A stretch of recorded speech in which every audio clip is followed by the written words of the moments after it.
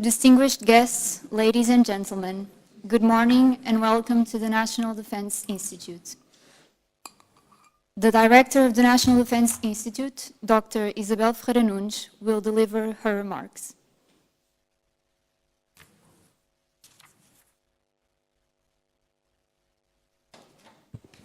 Good morning.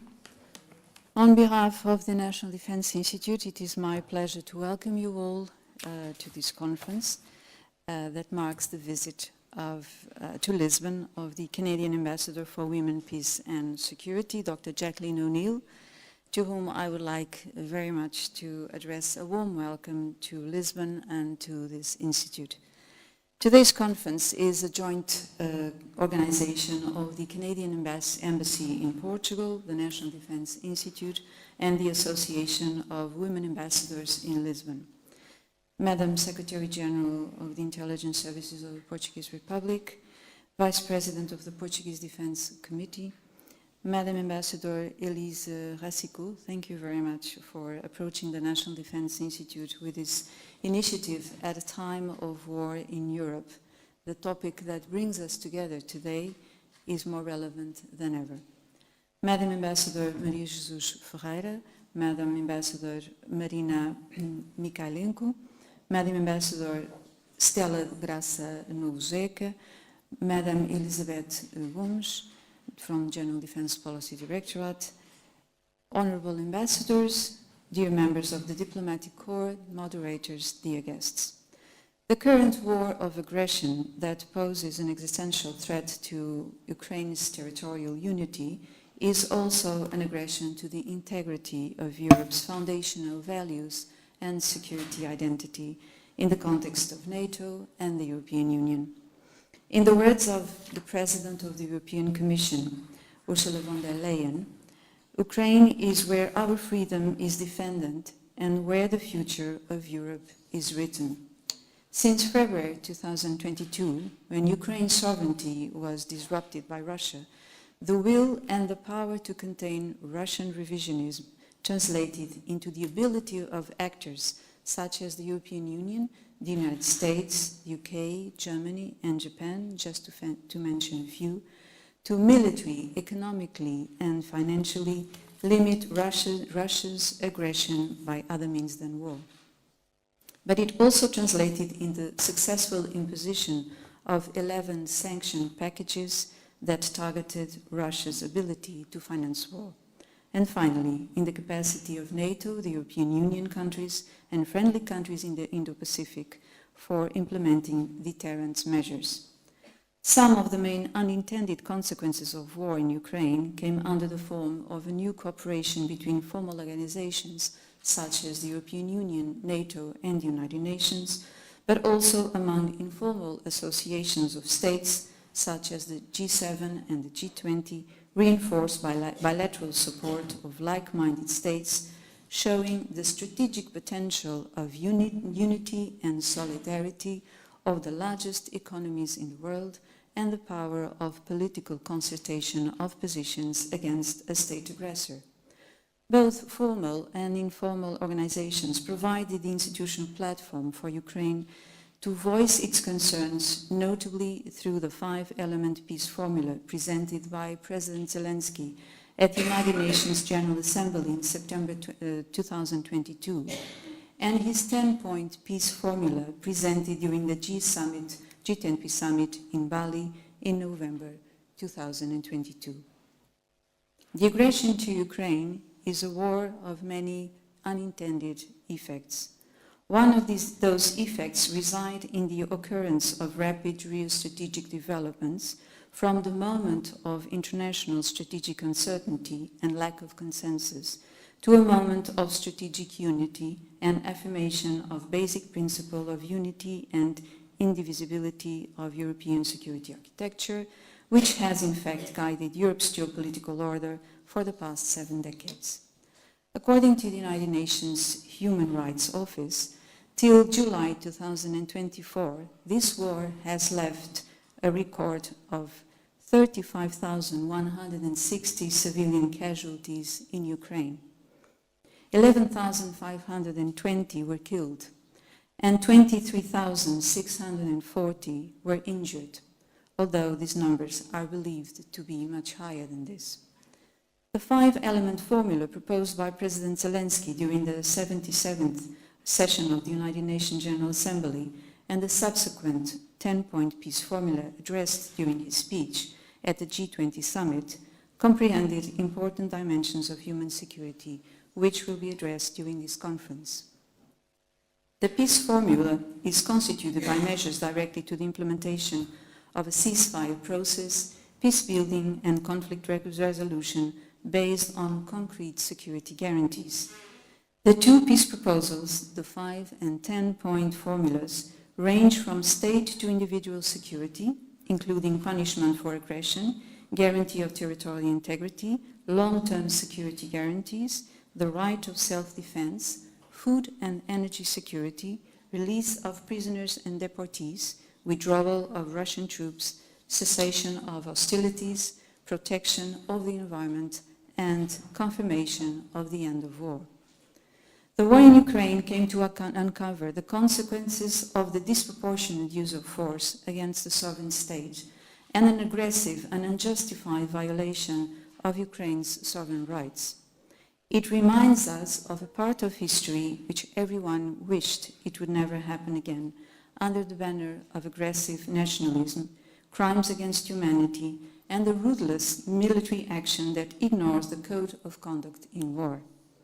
War affects both states and communities, impacting strongly on the capacity of institutions and individuals to protect the most vulnerable, in particular the elderly, the women and girls, especially in occupied territories, conditioning responses to conflict-related gender-based violence, human trafficking, forced deportation, which in the case of Ukraine counts with an outraged number of children abducted and deported to Russia.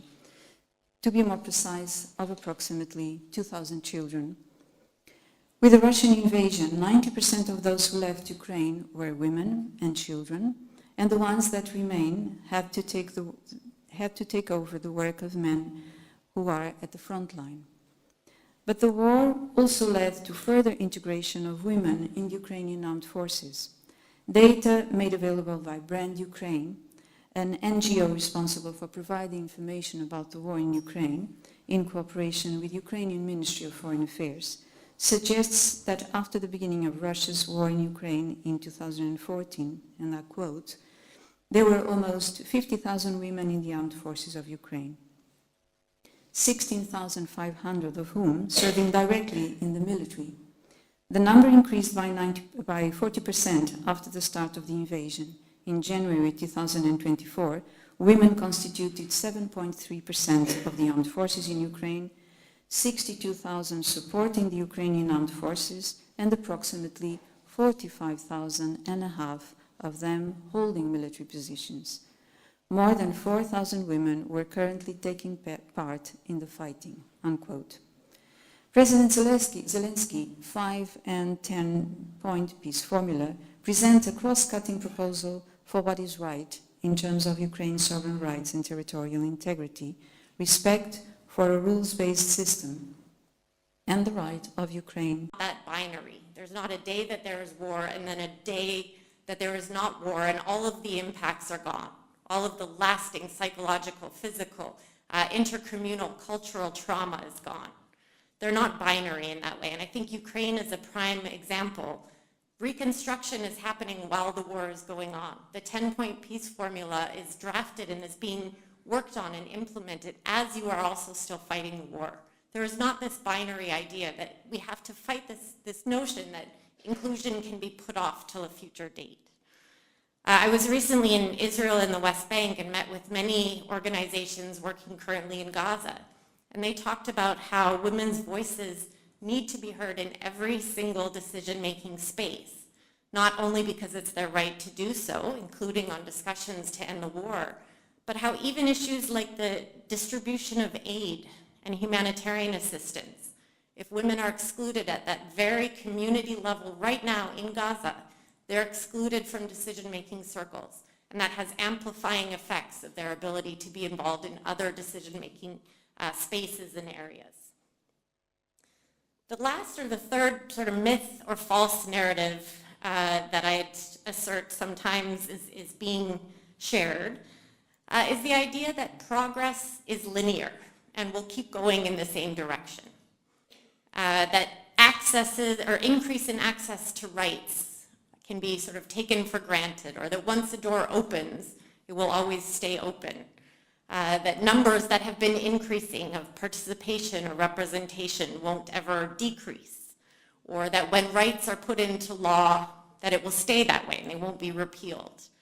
But we're seeing all around the world that this is just not the case. There was a report out about either yesterday or 2 days ago on the implementation of the Sustainable Development Goals, a report by Equal Measures looking at sustainable development goals on gender equality. And they found that no country is on track to achieve gender equality by 2030, that between 2019 and 2022, nearly 40% of countries either stagnated or declined on gender equality, and that, quote, global gender inequality could be worse in 2030 than when the goals were set in 2015. This is due to a lot of dynamics, to conflict and wars we see in Myanmar, Sudan, elsewhere, to the Taliban regaining power in Afghanistan, the brutal repression of the women life freedom movement in Iran, the repeal of Roe versus Wade in the US, of authoritarian governments taking power in various countries.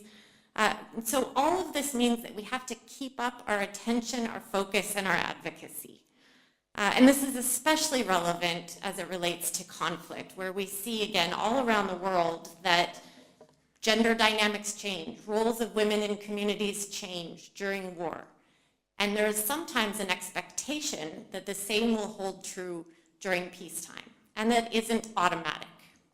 And so we need to strategize together, we need to be working together, we need to intentionally integrate inclusion of women in the 10-point peace formula in all elements related to peace and security.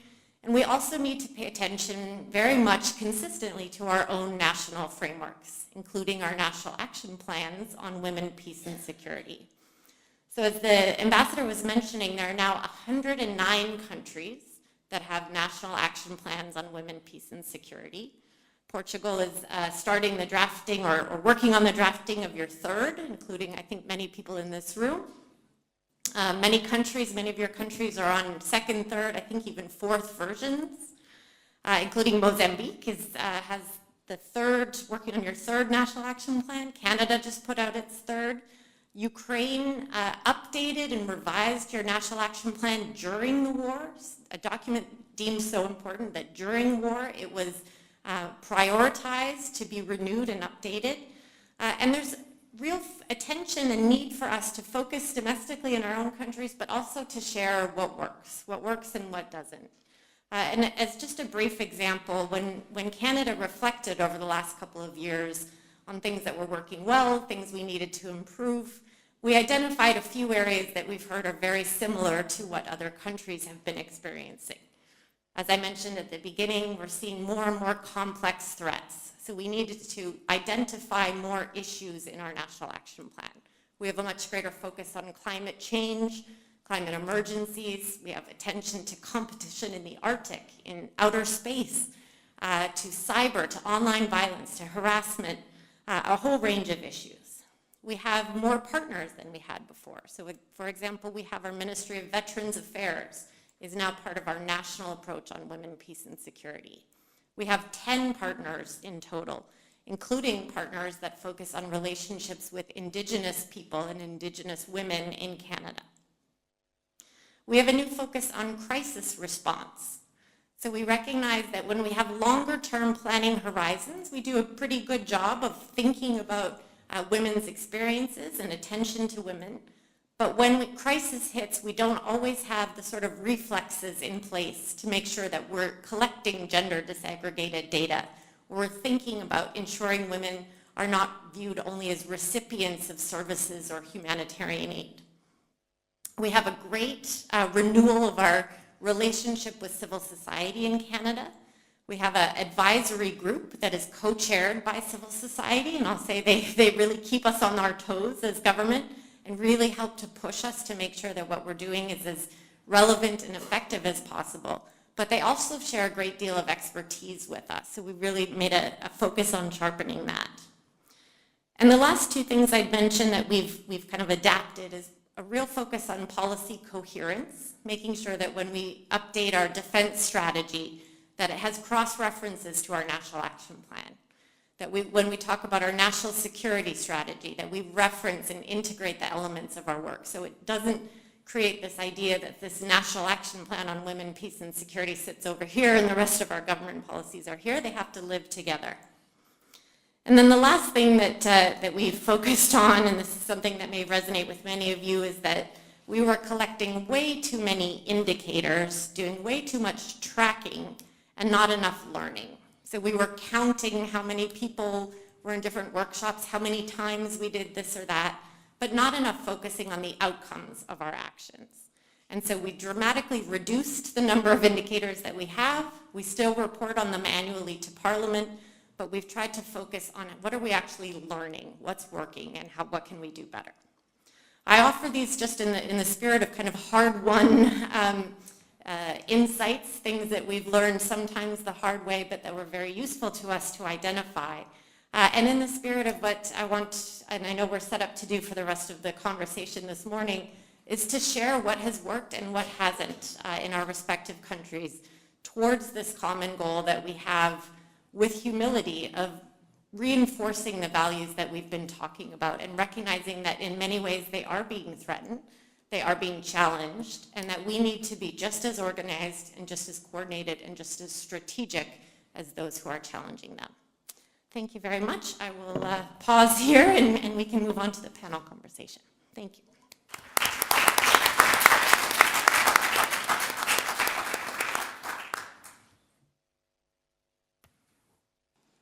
Ladies and gentlemen, the conference will proceed with two panels.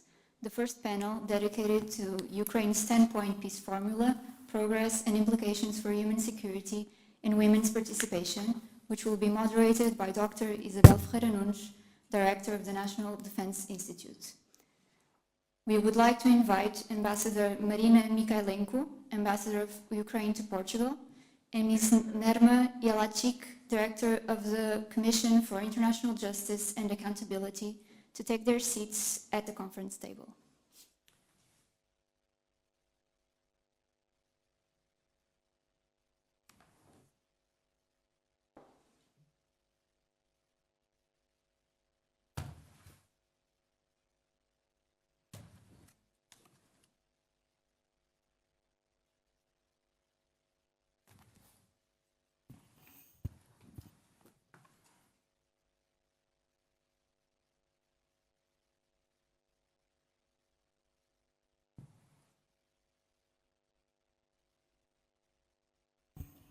So we will start with the first panel dedicated to the theme Ukraine's 10-point peace formula, progress and implementation of human security and women's participation.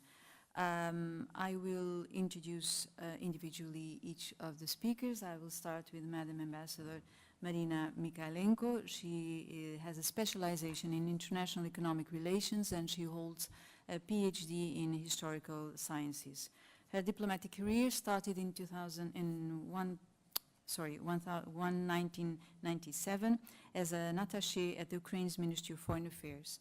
She advanced to second secretary and assistant to the deputy minister by September 1999 and served as a senior consultant in the presidential administration until June 2001.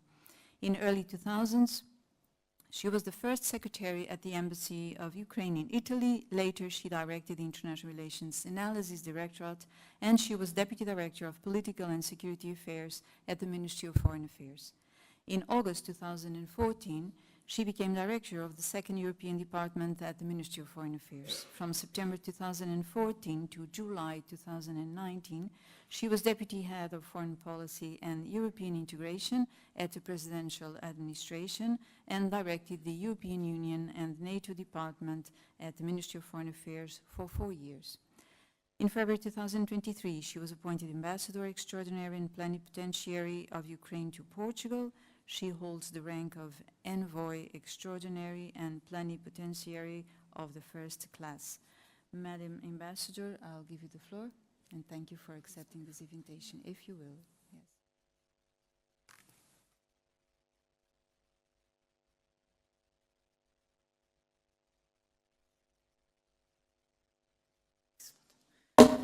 Dear ladies and gentlemen, dear friends, and first I would like to express my gratitude to Ambassador of Canada to Portugal, Elise Rosico, for organizing today's timely event dedicated to the women, peace and security. I also grateful to the National Defense Institute and Madam Director for hosting us. Of course, it's a great pleasure to have among us the Ambassador Jacqueline O'Neill and all my friends from the Association of Women Ambassadors. So for Ukraine, the issues related to the women, peace and security agenda are incredibly relevant and important. Since 2014, Ukrainians are overcoming unbelievable challenges among Russian aggression, and in particular, it was extremely difficult the last 2.5 years of full-scale invasion. Our life changed completely, and now Ukrainians, including unfortunately women and children, are fighting for every second of their life without knowing if a new day will come. Despite the ongoing war, gender equality and women, peace and security are constantly in the focus of the government of Ukraine.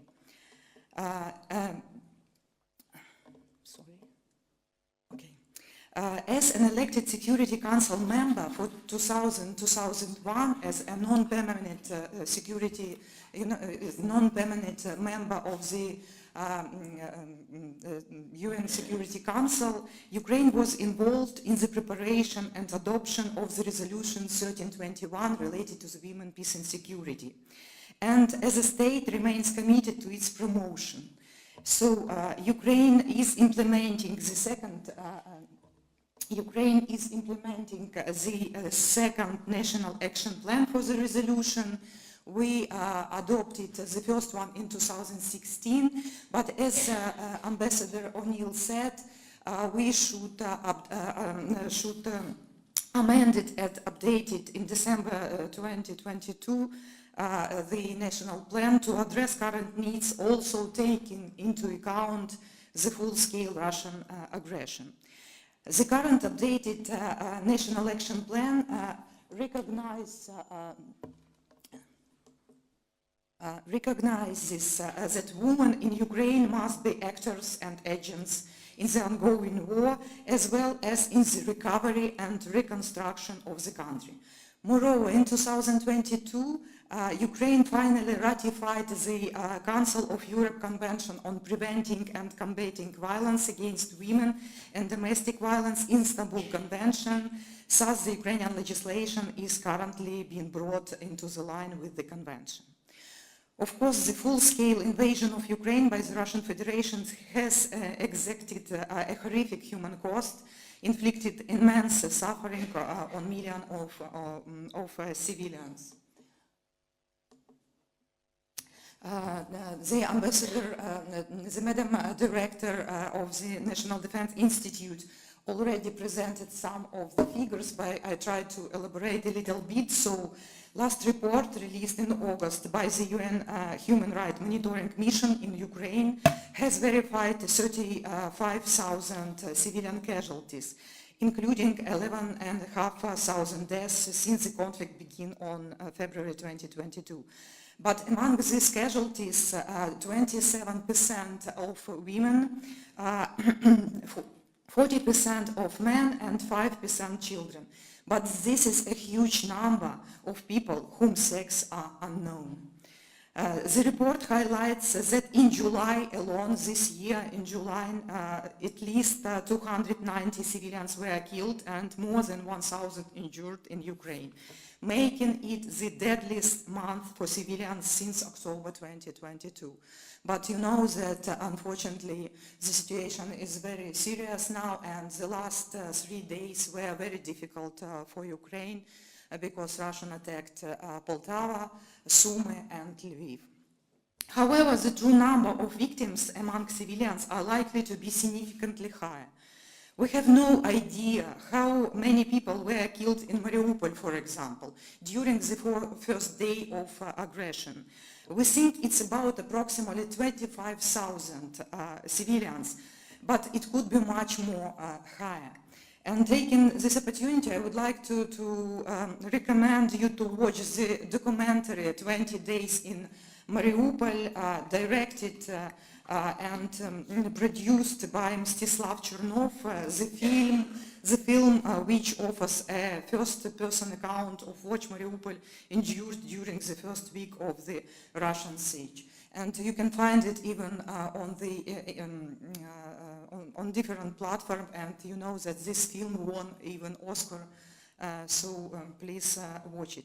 The consequences of this war are devastating, and women and youth are the most vulnerable, of course. According to the latest data, the number of Ukrainian citizens temporarily under the jurisdiction of other countries is 6.4 million, of whom 90% are women with children. 4.6 million people in Ukraine are registered as internally displaced persons, of whom about 60% are women. One of the main challenges faced by women IDPs is financial, of course, with around 50% experiencing financial need.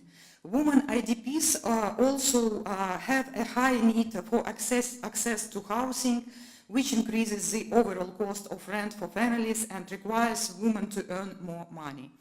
Therefore, the women of Ukraine, their determination have truly inspired. Women in Ukraine at all levels refuse to give up and are persistent in their work to promote a better future for their country, for their family and for their children.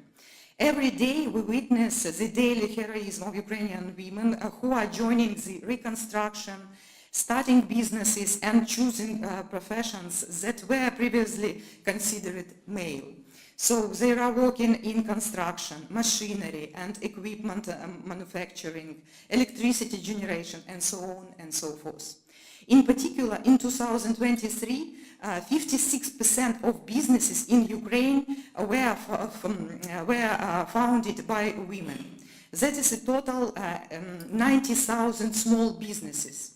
Under the special government program, 55% of grant recipients are women, and 48% of grantees for veteran businesses are women. So there are real stories behind these figures.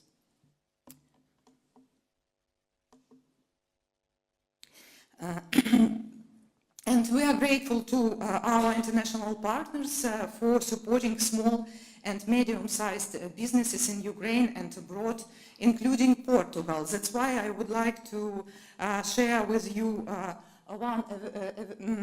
very good program, a very good project, Amarela Azul. So this is a program for Ukrainian refugee women who want to start businesses in Portugal. So this project was initiated by some of the Ukrainian women, but it was supported by European representative of the European Commission and also by the Millennium Foundation. So a future entrepreneur can participate in a 3-month training program, which lectures and seminars from leading experts in management, marketing, sales, etc. And at the end, what is very important, participants are to be able to take part in a competition and present their projects to a jury.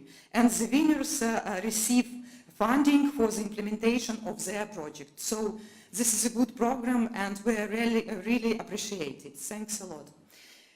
Since the onset of Russia's military aggression in 2014 and its full-scale war in 2022, Ukrainian citizens have consolidated their efforts and demonstrated remarkable unity in defense of their country. 1,000 volunteered for the armed forces, and Ukrainian women have not been an exception. They took up arms to fight for their country's independence and personal freedom. Over the years, their number in the ranks of armed forces only increased. The range of their position became more diverse, and even uniform and protective ammunition for women has seen a rapid transformation. And even in this case, I would like to thank our Portugal friends, because we cooperate with them with the Ministry of Defense, in particular in this particular issue relating to the uniforms, especially for women. So after the beginning of Russia's war in Ukraine in 2014, there were almost 50,000 women in the armed forces. But now it's 62,000, and what is very exciting is that 30,000 have been granted combatant status, and now more than 4,000 women are currently taking part in the fighting, so they are in the front line. Despite any difficulties, women are voluntarily and actively defending the country, participating in the liberation of temporarily occupied territories, and serving in intelligence, providing medical aid, operating drones, and much more.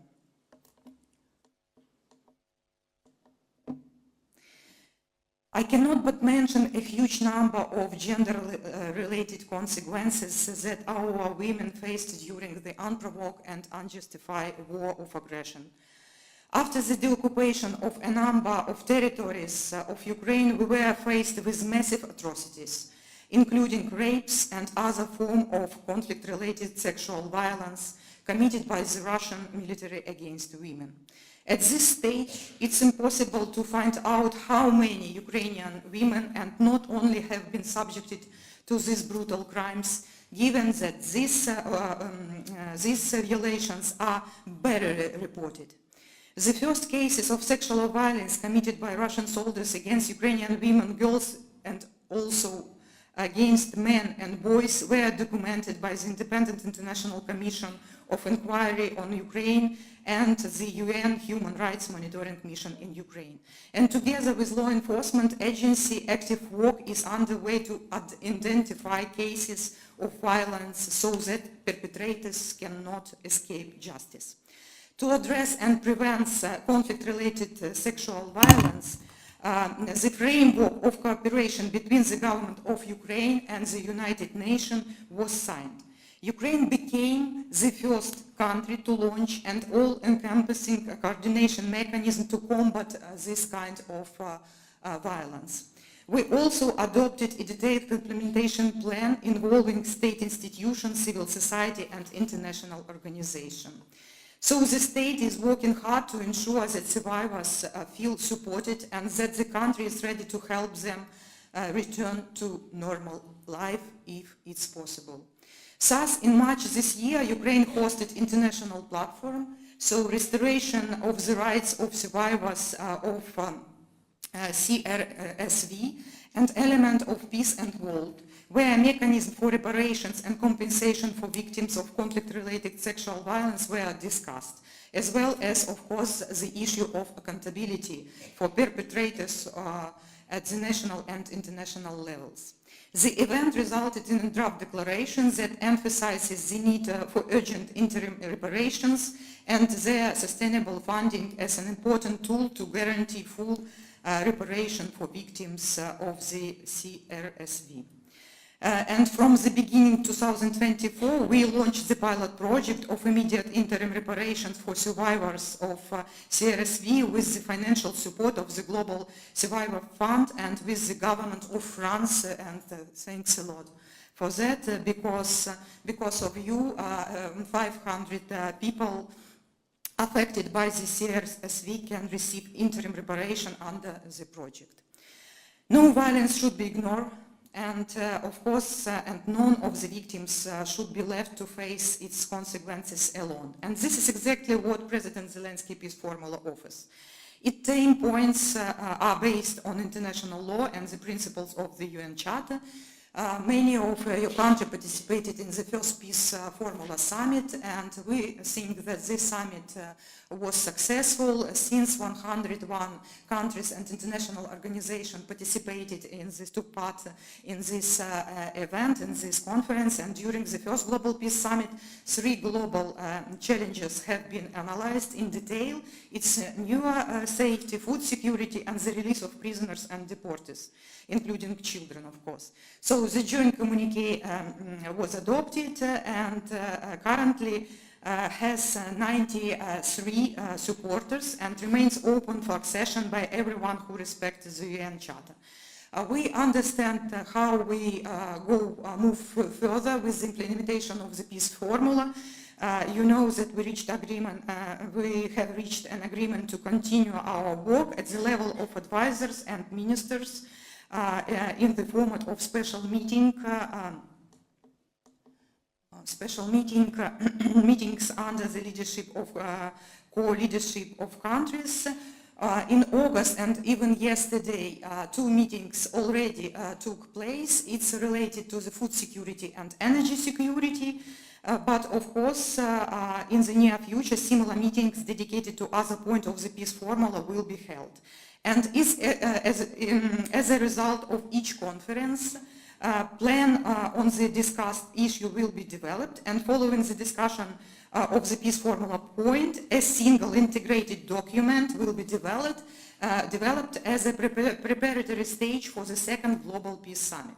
So we must decide together with all countries, with other countries, how to reach a just and sustainable lasting peace for the world. And of course, the UN Charter is the basis. We welcome any other proposals aimed at the restoration of the just peace for Ukraine, but we proceed from the position that such proposals must be based on 2 main elements. The first element is nothing about Ukraine without Ukraine, and another, of course, this plan should be based on the UN Charter, and territorial integrity and sovereignty should be respected. Dear friends, our current resistance has a particularly female face, as the First Lady of Ukraine, Olena Zelenska, once said.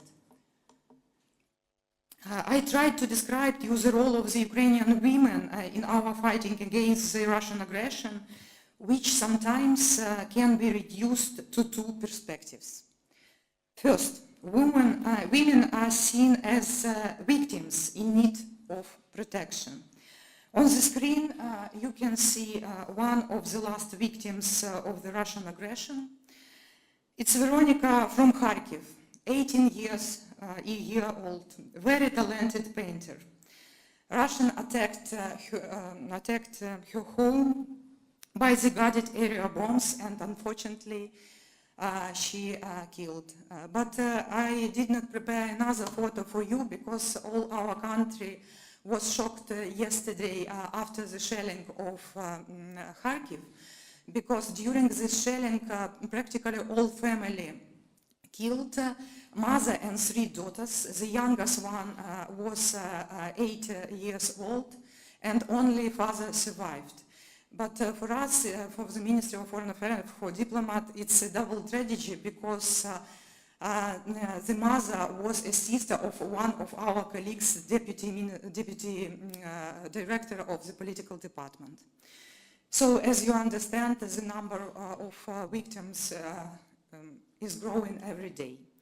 But the second perspective from which we can see our women, they are taken as actors, leading the response to humanitarian crisis, occupying combat position in the armed forces, shaping policy making, and more. And I'm really proud of them. Thanks a lot, and stand with Ukraine.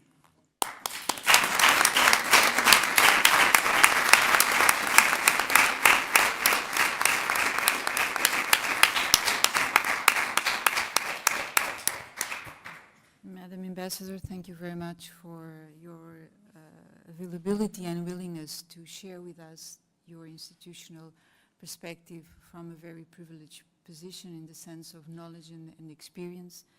And definitely we will stand with Ukraine. We will proceed with Ambassador Jacqueline O'Neill. Oh, yes? Okay. So we'll change a little bit the order of our panel. So we will proceed with Nerma Jeladic. I hope I pronounced correctly. You must have heard your last name in the most various ways. She's Deputy Director of the Commission for International Justice and Accountability, the first non-governmental body conducting criminal investigations with the purpose of establishing individual criminal responsibility of high-ranking officials in the midst of high-intensity conflict. Since joining this commission in 2014, she has been predominantly working on accountability issues pertaining to Syria, Iraq, Myanmar, Libya, and Ukraine conflicts. Prior to joining the Commission, she worked for the International Criminal Tribunal for the former Yugoslavia. With 20 years of experience in transitional and criminal justice, she has been deployed as a consultant to a number of conflict-affected settings, including Yemen, Syria, Iraq, Uganda, and Egypt. Widely recognized and an expert on adapting transitional justice models to the realities on the ground, Dr. Jelagic specializes in securing governmental, media, victims, and larger public understandings of and support for concepts of justice and accountability. Nerma, the floor is yours. Yes, Yeah. please. Thank you very much for the invitation and for all the wonderful speeches we have heard so far today. I'm honored to be here with you to speak on this critical issue of both peace and accountability in Ukraine. As the war rages on, the human cost continues to rise, as we've just heard from the ambassador. Only this week, more than 50 people were killed on the Russian missile attack on the city of Poltava. But beyond the immediate destruction and suffering, there is a vital question of how we can achieve a lasting peace. One that not only ends the violence, but ensures that justice, accountability, and the protection of human rights for all, particularly the most vulnerable. And I will focus on that part of the 10-point peace plan today because, as you have heard from my biography, that's what I've spent all my life working on, which is justice and accountability. So, since the beginning of the Russian aggression on Ukraine, there has been a plethora of legal responses that have been initiated both by the international community as well as Ukraine itself. And the range of accountability tools we have seen deployed is unprecedented to date in any other conflicts that I have worked so far. So we have seen from domestic to international prosecutions initiated, as well as efforts to establish new tribunals, especially the one for the crime of aggression, which remains unaddressed in the Rome Statute and therefore unreachable for the International Criminal Court. I think Ukraine may represent a unique case of the full use of available mechanisms within the existing system of international criminal justice. So this accountability ecosystem has responded to the crimes committed with both innovation and determination, using national, transnational, and international legal frameworks to seek justice. But as we discuss these efforts, I think it is really important to acknowledge not only the successes but also limitations of criminal justice in such situations, both at national and international levels.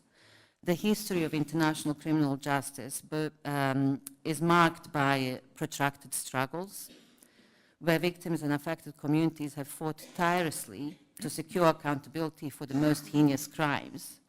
Here, I must say, traditionally, I have seen and met women in the front lines of the victims' and survivors' voices fighting and asking for that justice and accountability, both during as well as after the conflict has finished.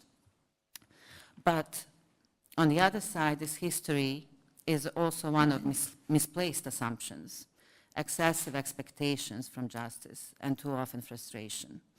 And even when national, regional, and international institutions work together with sustained good faith, the results frequently fall short of delivering justice as an ordinary person would see it. Many victims receive only symbolic redress, if any at all. So I know this only too well, not only professionally, but personally, as I come from Bosnia and Herzegovina, a country that was ravaged by war over 30 years ago, and a place that in many ways kick-started the implementation of international accountability mechanisms that we see growing around us today. And 30 years later, we are still waiting for women, for example, to be given, women victims of war especially, to be given full and proper access for and recognition, as well as reparations for the atrocities they have suffered. But these realities should not lead us to cynicism, nor should they indict the entire system. What we should do is encourage us and those around us to approach the situation both realistically and with hope. And we must recognize both the potential and limits of criminal justice systems and see that only as one part of the broader transitional justice approach to accountability as well as redress for the victims. And this goes not only for Ukraine, but conflicts around the world. But let me refocus completely on Ukraine now, where the primary bulk of responsibility for investigations and prosecutions of the crimes committed on its soils falls upon the institutions and the agencies of the government of Ukraine itself. The Office of the Prosecutor General is most often present in the public arena, and it has had to really incredibly fast transform itself from a small unit that was focusing since 2014 on the crimes committed in Crimea to covering this full-scale invasion and aggression. And that transformation has been incredible. But the scale of the crimes committed, as we've heard some statistics here from the ambassador, has overwhelmed this capacity. So it has required significant re-engineering of the institution. And despite those challenges, the OPG has made most remarkable progress to date, investigating. The number grows every day, as we've heard, more than 120,000 incidents so far, and already securing some convictions. We have seen over 80 or close to 90 convictions so far. And Ukrainian resilience has played a huge, and determination has played a huge role in this. But we've also seen an incredible amount of international support secured from the very first and early stages of the invasion when it comes to accountability especially. So we've seen atrocity crimes advisory group set up as part of an international consortium, again something that has been unprecedented, where technical support is being provided to the Office of the Prosecutor General with the support of the European Union, United States, United Kingdom in particular. But significant challenges remain here too, including prioritization of the cases. Even the most powerful countries with extremely well-developed judicial systems cannot hope to bring to justice hundreds of thousands of cases and suspects. It's impossible to prosecute that many cases and push them through the course. Also a question of developing sustainable model for long-term efforts and ensuring the continued support of the international community, which is going to be crucial in my experience. On the other side, my organization, the Commission for International Justice and Accountability, focuses on work and support to the national police of Ukraine, who bear the primary responsibility of conducting investigating the crime scenes in the first instance.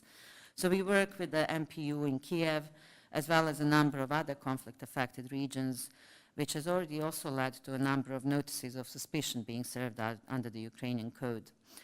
And as we move forward, further efforts will be taken to develop a cohesive approach across Ukraine's principal agencies investigating war crimes, as well as prioritization of cases and their eventual division between the central Kiev authorities and eventually the regional agencies and regional branches, where eventually we hope to see more cases being prosecuted on that level too, if we are going to see a bigger number of the cases in the courtrooms. But sustainability is a key concern here. The conflict in Ukraine could have justified establishment of an internationalized or hybrid tribunal like those we saw in former Yugoslavia, where I come from, or Rwanda. But the current model of international criminal justice relies more on this division of labor between the national authorities, Ukraine, and the International Criminal Court.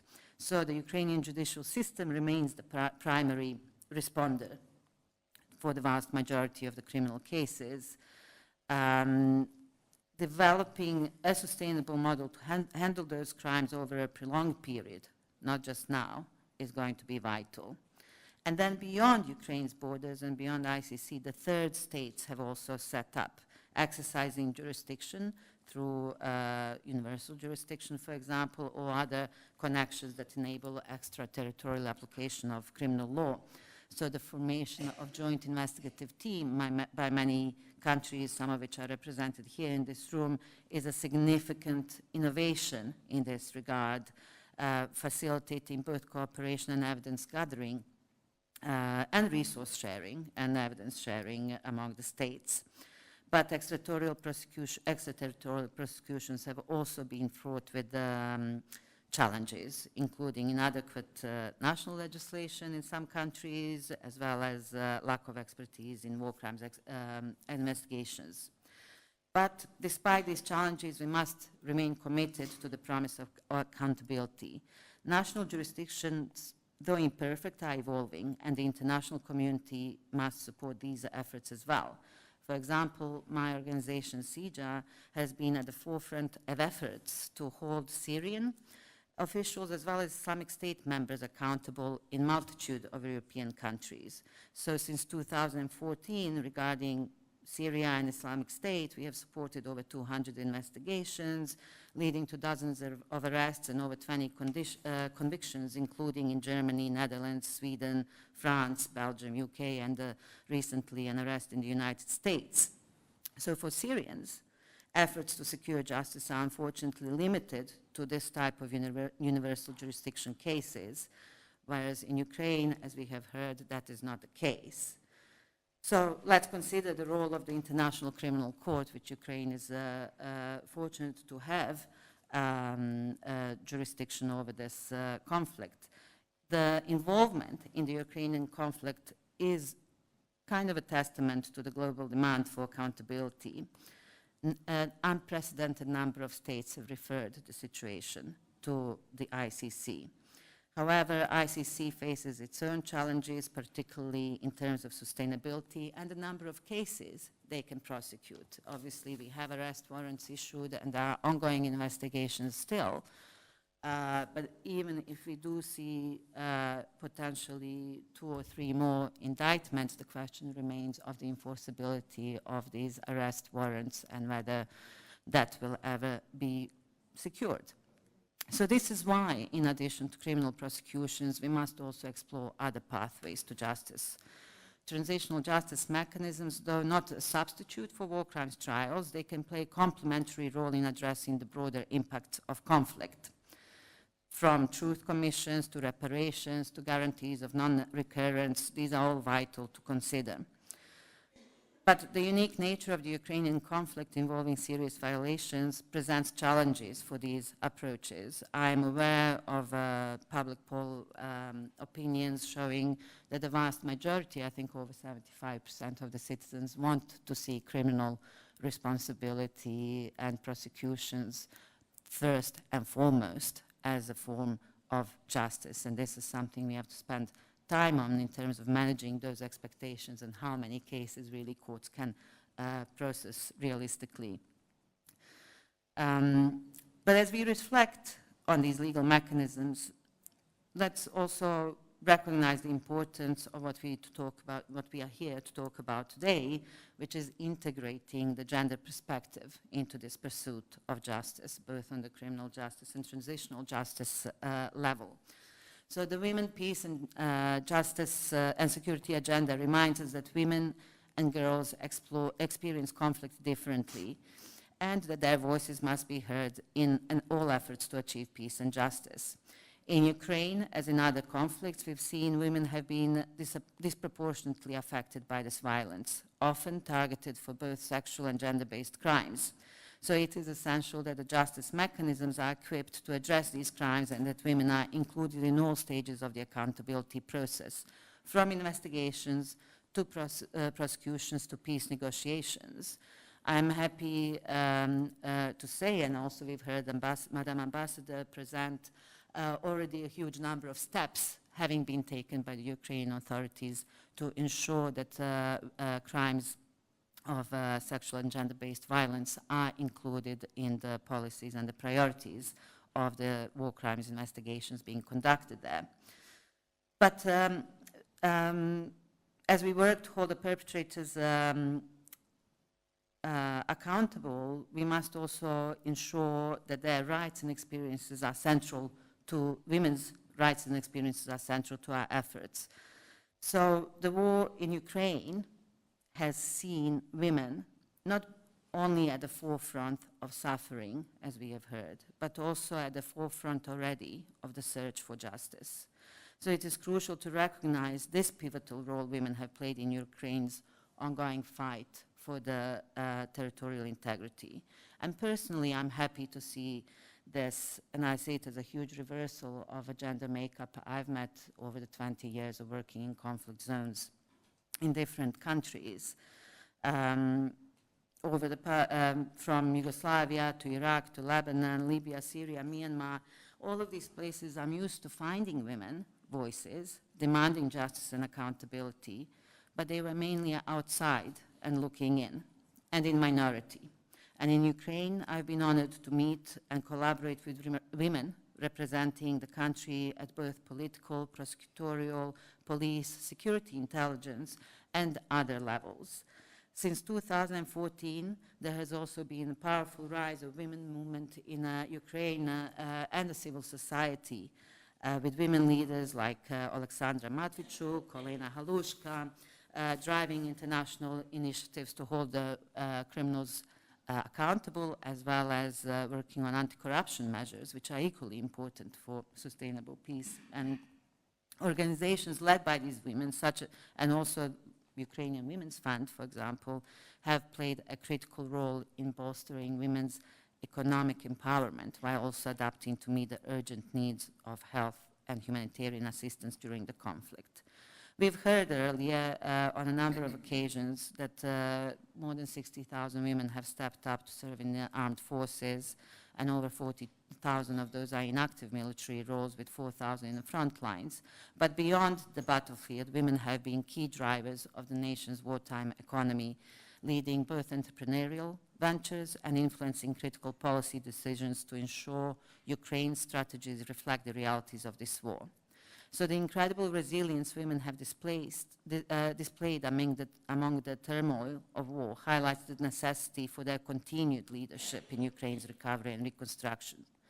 Women constitute half of Ukraine's skilled, educated, and experienced population, an essential source for this country's successful recovery.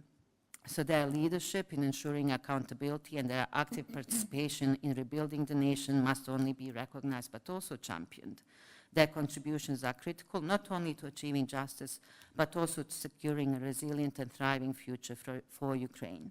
So this, finally, situation in Ukraine is a test of international community's commitment to justice. The robust response from national, regional, and international institutions is reaffirmation in a way of a collective resolve to uphold the principles of justice and accountability. But as we celebrate these efforts, we must also remain vigilant and ensure that this pursuit of justice is inclusive, sustainable, and grounded in the lived experiences of all victims, but particularly women and girls. So as we work towards peace, let's remember that this is not merely absence of war, but also the presence of justice, equity, and dignity for all. It is not just about holding perpetrators accountable, it's about building a future where peace is sustained and the rights and dignity of all are respected. So let's commit to a comprehensive approach to justice, one that includes not only criminal accountability, transitional justice, but also full and meaningful participation of women in all aspects of the peace and security agenda. So only then can we hope to build a future where people of Ukraine can live in peace and security, free from the fear of further aggression. Thank you.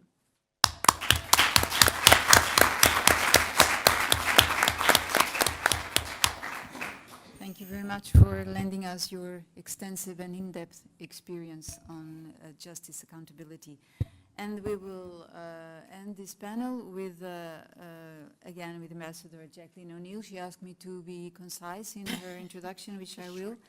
So since 2019, she has served as Canada's first ambassador for women, peace and security. She advises Canadian ministers on opportunities to fully implement Canada's National Action Plan on Women, Peace and Security and on sustaining global leadership on this agenda. She directly supported the creation of national strategies and policy frameworks for more than 30 countries, NATO, the Organization for Security and Cooperation in Europe, and the United Nations. Previously, she worked at the United Nations Peacekeeping Mission in Sudan. Ambassador O'Neill was an adjunct professor at Georgetown University, a global fellow at the Woodward Wilson Center Canada Institute, and a member of the board of directors of the Canadian International Council. Madam Ambassador, the floor is yours. Thank you very much.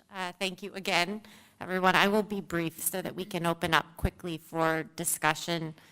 Thanks to you, Ambassador, and thank you, Nirma, for illustrating what we know and what we speak about so often, which is the incredible resilience, innovation, capacity, determination of the Ukrainian people, including and especially women, in the face of just horrific aggression. We always say that when this is over, Ukraine will give a master class in a whole range of issues from complex warfare to the pursuit of justice, as Nirma mentioned, and we will all benefit from that, and hopefully that day will come as quickly as possible. Ukraine is a very special country for Canada. I think we have in Canada we're home to the largest number of Ukrainians outside of Ukraine, we always say very proudly, including many in the area where I grew up, and we have a very deep investment in Ukraine and commitment to Ukraine's support, which is one of the reasons that we're so committed to this process of an inclusive recovery for Ukraine and a strong and enduring recovery for Ukraine, and have a really deep determination and knowledge that the success and the sustainability of every element of the 10-point peace formula depends on how connected it is to communities, to their needs, their interests, how connected it is to the interests and the needs of the local population, and how much it captures what they need and want, and that very much, of course, includes women. So in trying to support that, Canada's tried to do a number of things. I mean, something that we've tried to do is, and worked with many colleagues and countries represented here, is to make sure that when we talk about the 10-point peace formula and the need for attention to gender, that we're not just speaking about vagaries or platitudes. We're really trying to illustrate a very specific business case, in a way, about how it relates to every part. So looking at issues of radiation or nuclear safety, what does it mean to think about gender? Well, we think about emergency response plans. How will women in communities receive information about emergency alerts? What will they need to know in order to feel comfortable evacuating?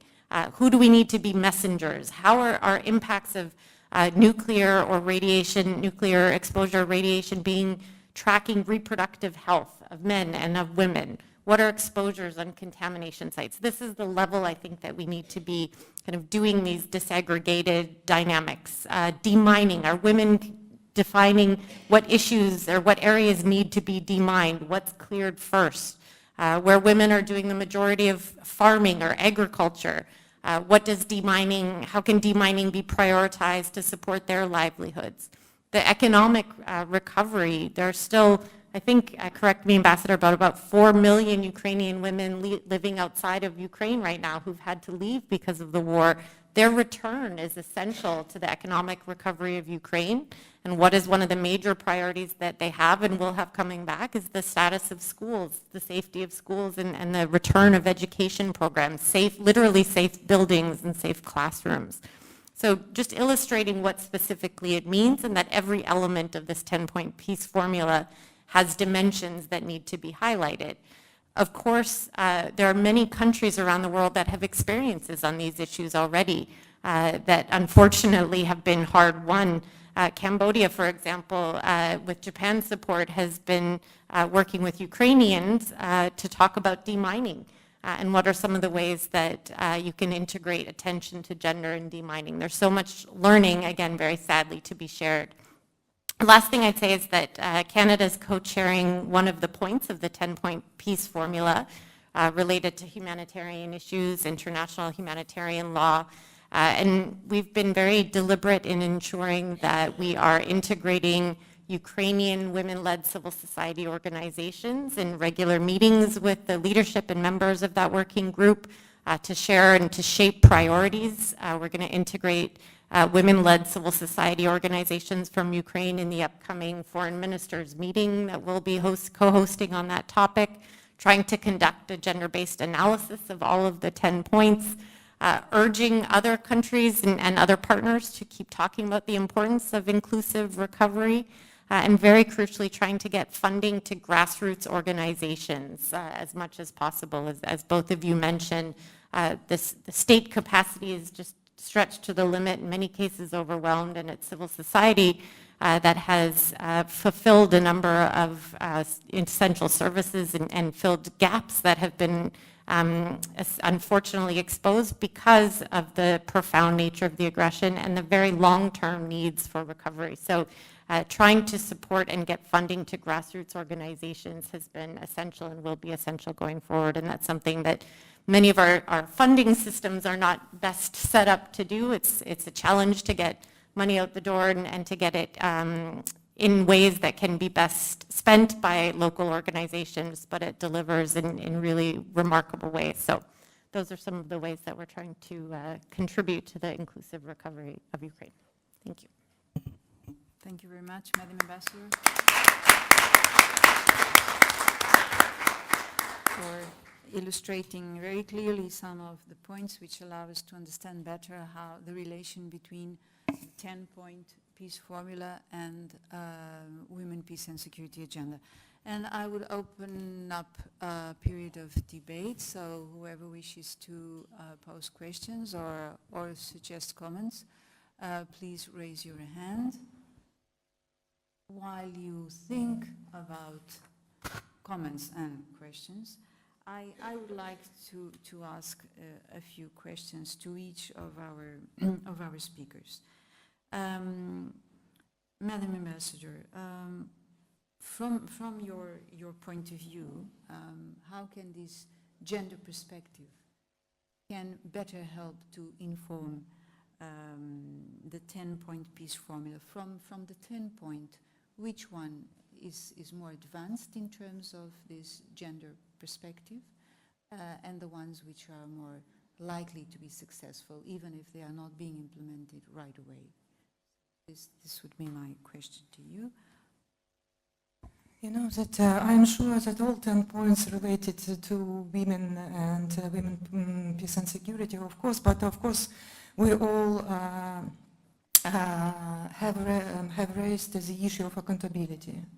So as I described, so the situation with the violence against women during this conflict are very high, and of course for us it's extremely important that all perpetrators should take into account, including the leadership of the Russian Federation, who started this unprovoked and unjustified war of aggression against my country.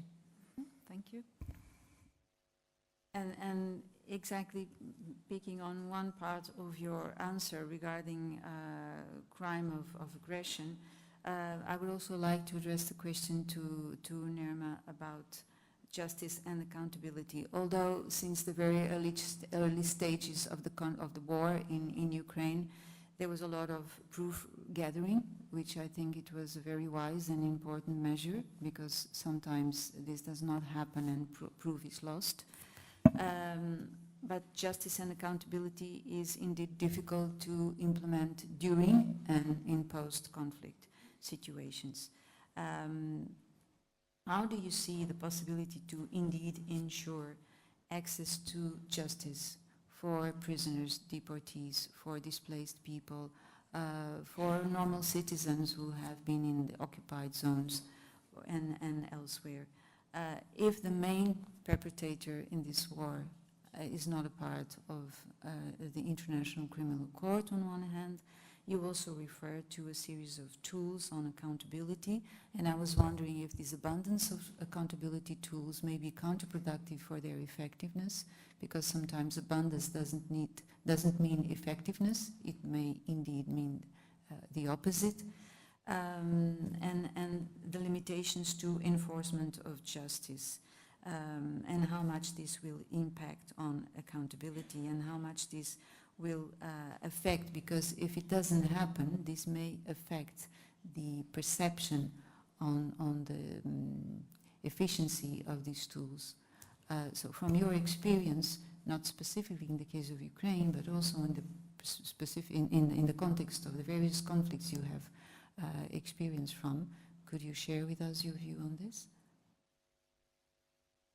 Yeah, it's, well, I think as I said earlier, I think Ukraine is really at an advanced stage, a very good position in terms of investigations and gathering evidence, both conducted by national authorities as well as a huge number of international agencies, national states that are providing support there, deployed their experts to Ukraine to work on these issues, as well as, let's not forget, the civil society that is very active, especially in the occupied areas where they are doing evidence collection. So I think in terms of knowing what crimes have happened and documenting these specific incidents, we are in a very good place.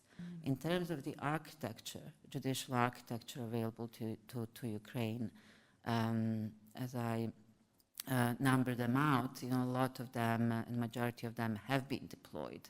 But how do we, the question is, how do we balance this and ensure that it is as effective as possible? And that can only be done through better investigative and prosecutorial strategic planning.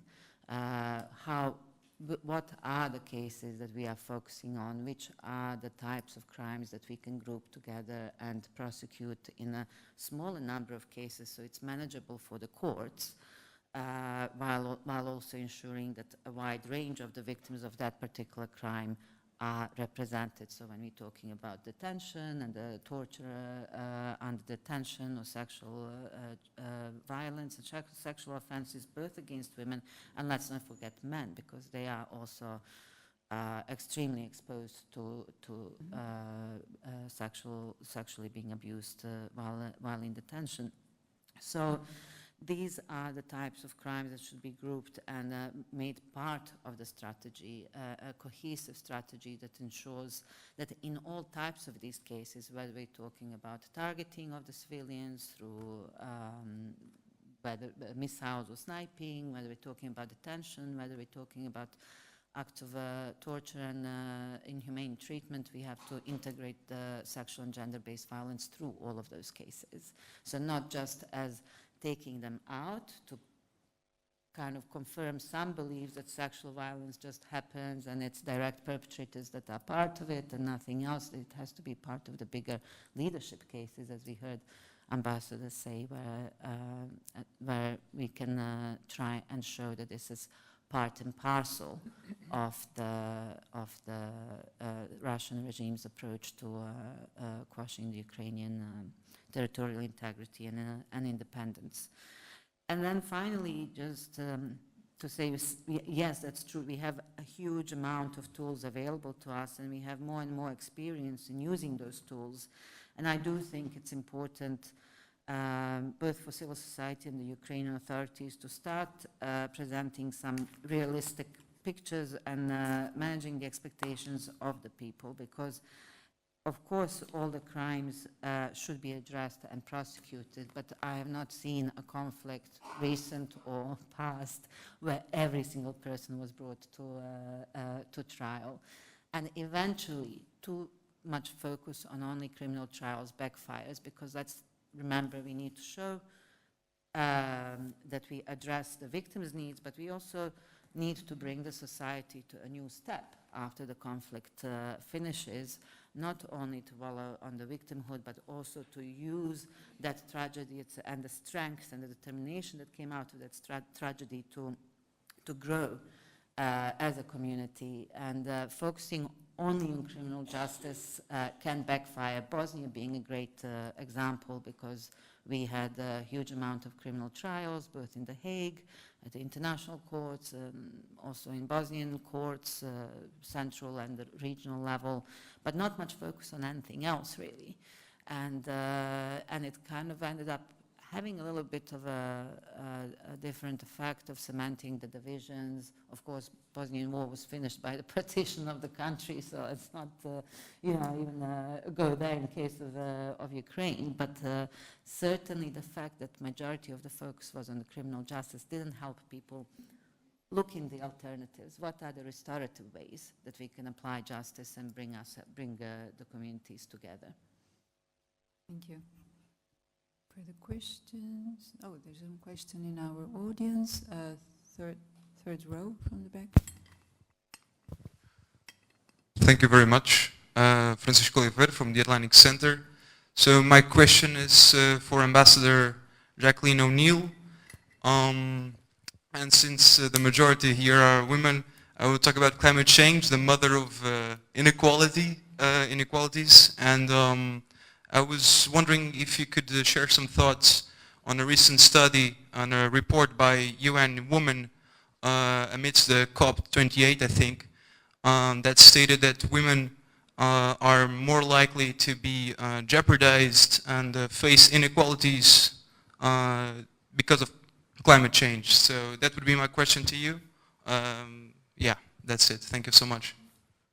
Thank you. Any further questions? I would like to add something also to Ambassador O'Neill. If you could, from your experience, share with us a few good practices and a few good examples on how gender analysis may impact positively to resolve security and governance issues. Please. Thank you. Thank you. Thanks for the question on climate change. It's something that we were discussing with our colleagues at the Canadian Embassy yesterday, and it's an issue that it really is at top of mind around the world. I think populations everywhere are talking about the impacts of climate change, climate emergencies. And as you mentioned, women, as we always say, are disproportionately affected. So what does that mean? And I think that's the crux of what we need to talk about, is why is that? Very briefly, as we often talk about, the majority or the people that are worst affected by climate change anywhere in the world are the poor. The majority of the poor everywhere in the world are women. And what that means is a few different things, especially as it relates to climate change. First of all, women have less ability to physically remove themselves from environments where there are climate emergencies. They have fewer resources to be able to actually move away from an area that's been flooded or that has experienced fires. They have less ability to change and use different types of crops or plant different types of food for harvesting based on a changing climate. They're less likely to be able to adapt or become resilient, like install air conditioning in extreme heat, or rebuild a roof, or take steps that are needed to actually respond to climate change. So as we often say, women are dramatically affected, overrepresented in the effects of climate change, but underrepresented in decisions about responses and resilience. And so that's one of the things we see everywhere, and of course that has major impacts on security in a range of ways, one of which being that climate change is a major driver of migration, people needing to move, leave their homes, and we see a lot of vulnerability of women during migration to sexual exploitation, to abuse, to trafficking, lower income, less ability to get employment, and of course often needing to care for children on the journey itself. So I'd leave it there, and you gave a very specific question about gender analysis, and maybe that's exactly what we were talking about with climate change, is understanding that it affects everyone. It has different impacts at different times based on people's gender and experiences, and so being able to think about who are going to be the first people to identify threats, who are able to first identify what the impact of climate change is. Are there impacts on the crisis or on conflict? We hear often about people saying because there's less water, there's more fighting over water, so that scarcity is increased insecurity. What does it mean if women are primarily responsible for water collection? What security needs do they have? That's the type of gender analysis, I think, that leads to better decision-making about responses. So a combined answer. Thank you. Any further questions? Yes, Madam Ambassador.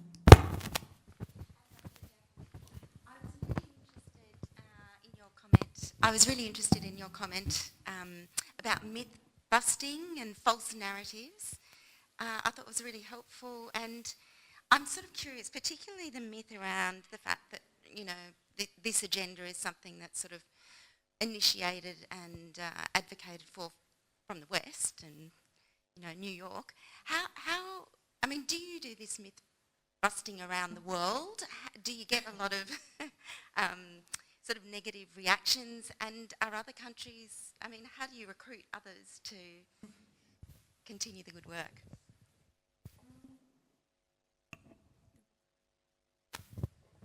Yes, please.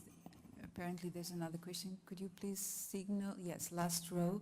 One question here, third row on the front, and then last row on the back.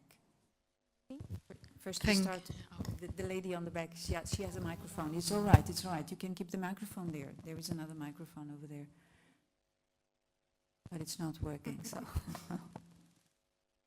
we improvise.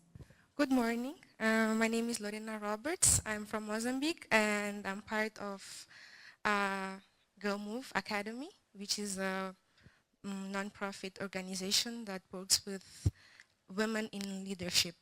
So my question is for Ambassador Jacqueline O'Neill, and it's about the use of child soldiers. I would like to hear your thoughts about how women could be an active and participative agent in the prevention of the use of child soldiers, which has been something really significant, but in my researches, I see that no one is speaking about that, and I see that women have an important role in that. So how me, for example, as a young woman, how can I actively act on that situation? Thank you. Thank you. Perhaps we will collect the last question, third row. Thank you. I'm Pilar Morales. I'm the director of the North-South Center of the Council of Europe here in Lisbon. And well, as you probably all know, the Council of Europe has been is an organization which has produced many standards over time, including the Istanbul Convention, which was mentioned by the Ukrainian representative here, and also more recently set up the register of damages for Ukraine. And the North-South Center is, working a lot with, in particular, with countries from outside Europe in order to convey the values and the principles of the Council of Europe. And we've been working a lot with African countries and with MENA region countries also on these women, peace and security agendas to support national agendas advancing in this respect.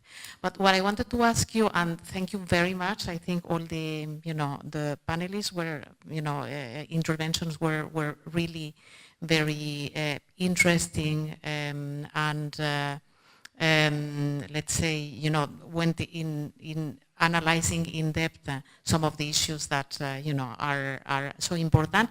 But I was wondering, because there was little reference to, of course it's focused on Ukraine, I understand, but there was little reference on something which is unfortunately very topical nowadays, which is the Gaza-Israel conflict. And I was wondering if you, any of the panelists, is aware of any scientific or systematic work which is being implemented in relation to the situation of women in Gaza. I think basically both questions were directed to Ambassador O'Neill, but then I can hand the floor later to speakers, if you will. Ambassador O'Neill, if you please. Okay, I'll try to be brief. First, to our Australian colleague on the question of the myths and the false narratives, it's a huge issue, and it's something that we, as I mentioned, it's being very deliberately used. And so it's not just kind of people not being aware of something. There are a lot of times that people are trying to divide our societies by saying, using narratives related to gender. How do we try to deal with it? I mean, the first thing is we have to have genuine humility in discussing gender and women's inclusion, and make sure that we don't talk as though we invented gender equality, that we highlight the leadership of women in every part of the world and the long history of women's leadership in every part of the world. I think that needs to be part of our diplomatic training, of our history classes, of our courses in universities. When I have the privilege of being able to speak with ambassadors from Canada who are going out on posts, and I say one of the very first things to do, one is learn about the history of the women's leadership and women's movement in the country you're being deployed to, and two, have a meeting with civil society leaders, women civil society leaders, and know that. Always we try to talk about the history of women, peace, and security so that people understand it's just factually incorrect. It didn't come out of the global north, etc. And then third, make sure that we are not taking space of other countries who can be better messengers on the issue. And Mozambique was actually a great example of this during Mozambique's chair of the Security Council at the UN last year, I guess. In March, Mozambique was the president of the council, held a debate on women, peace, and security and security sector reform. Was one of the sort of non-aligned countries, non-global north countries leading on women, peace, and security. And I think it's for all of us to really support that leadership and stay out of the way as best we can as well. Very briefly on child soldiers, and thank you so much for that question. It's really essential that we recognize girls are also recruited to be associated with fighting forces, as you talked about. There's huge roles for women as it relates to prevention of recruitment in communities, and we need to really work with influential community women leaders to focus on prevention, ways that we can prevent actual physical recruitment, and then ways that we also can resist the glorification or the incentives that younger people have for joining security or joining fighting forces, as well as women in security forces and men talking about and being more aware of child soldiers that they're facing kind of in the battle space, as we talked about. And finally, women in governments, legislatures, institutions, looking at the need for kind of customized approaches to demobilization of former children, specific psychosocial support needs, long-term trauma implications, as well as a big issue everywhere in the world, which is the birth of children as a result of being abducted into fighting forces, and what future that they have. These are all issues that some groups are considering, but we find never as prevalent as needed. So thank you for raising them. Madam Ambassador, would you like to add something, or Nirma? Well, I think Ambassador really addressed it all. I can just add more examples with disinformation. Of course, the work of my NGO and similar to ours has also been subjected to these types of attacks. So it's part of our reality now, and I think it's another kind of an issue that has to be integrated in all our planning, not just for women, peace, and security, but everything else that we are working on. And increasingly so. I don't think we can escape that now, especially with the advance of the social media and alternative facts and alternative truths, etc. So what I've seen, actually, I just thought when the ambassador was talking that I've seen what I've experienced since the WPS agenda, so over the, 20 years now? Almost 25. Almost 25 years. I've actually seen more open approach to this in the countries affected by the conflict, especially from, I'm talking about from the civil society perspective here, the importance of integrating this and embracing this opportunity. And actually, in the early years, I saw more resistance from the big international NGOs and IGOs and think tanks that saw it as a kind of ticking the box exercise that you do to satisfy the donor requirements. So I think there is a change there now as well, that it is increasingly being integrated in the work of all these international organizations. So that's important. And yeah, with the child soldiers, I worked quite a bit with those issues in over 20 years ago in Uganda, in Congo. We've seen also the cases, in the International Criminal Court against the LRA, Lord Resistance Army of Uganda, including a formerly recruited child soldier who became a commander, right? So, and was prosecuted and convicted. So it is kind of an example of something that can be used as an example, that just because you were a victim of a child soldier, you're not, of being recruited as a child soldier, you're not immune from the crimes, but there are huge questions being raised there from the kind of moral grounds. It's a really, really difficult issue to address and to eradicate, but as Ambassador said, I think the more discussions and voices are empowered within the real local community, the more effective it can be. Ambassador, final word. Yes, for me it's a very difficult question regarding the situation in the Middle East. So I would like to tell you that, of course, the situation there and with the women and children and their rights are extremely difficult also, as well as in Ukraine. And at the beginning of the conflict there, I was asked, do you afraid that Ukraine is not anymore in focus of the international community, etc., etc.? And I always said that we are not in competition with the Middle East, and all the conflicts should be, of course, resolved. But the situation there only confirmed that the women and children are most vulnerable during the war, and that is why it's very important that all organizations which were created and with the aim to prevent the war and to defend the rights of women and children, and all the instruments that we adopted should be effective, and we should work on it. Thank you. So we have reached the end of our first panel. To our excellent three guest speakers, I would very much like to thank you for accepting this invitation, also for lending us your expertise and your experience on the topic that brings us together today. Thank you very much, and I will ask a round of applause from our guests. Thank you.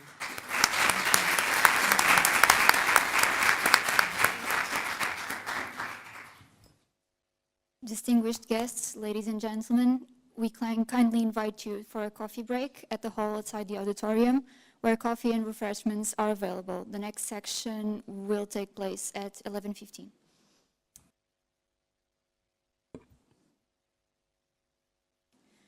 The second panel, dedicated to promoting security and defense cooperation with Africa through WPS policy engagement, will be moderated by Dr. Lucy Calleja, researcher at Instituto de Estudos Políticos, Universidade Católica Portuguesa.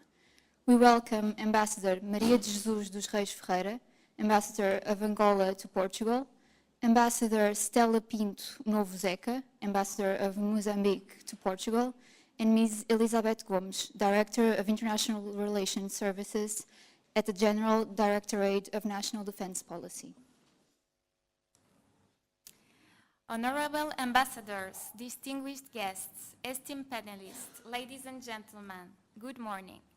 It is a great honor to welcome you all to this important panel discussion on promoting security and defense cooperation with Africa through women, peace and security policy engagement.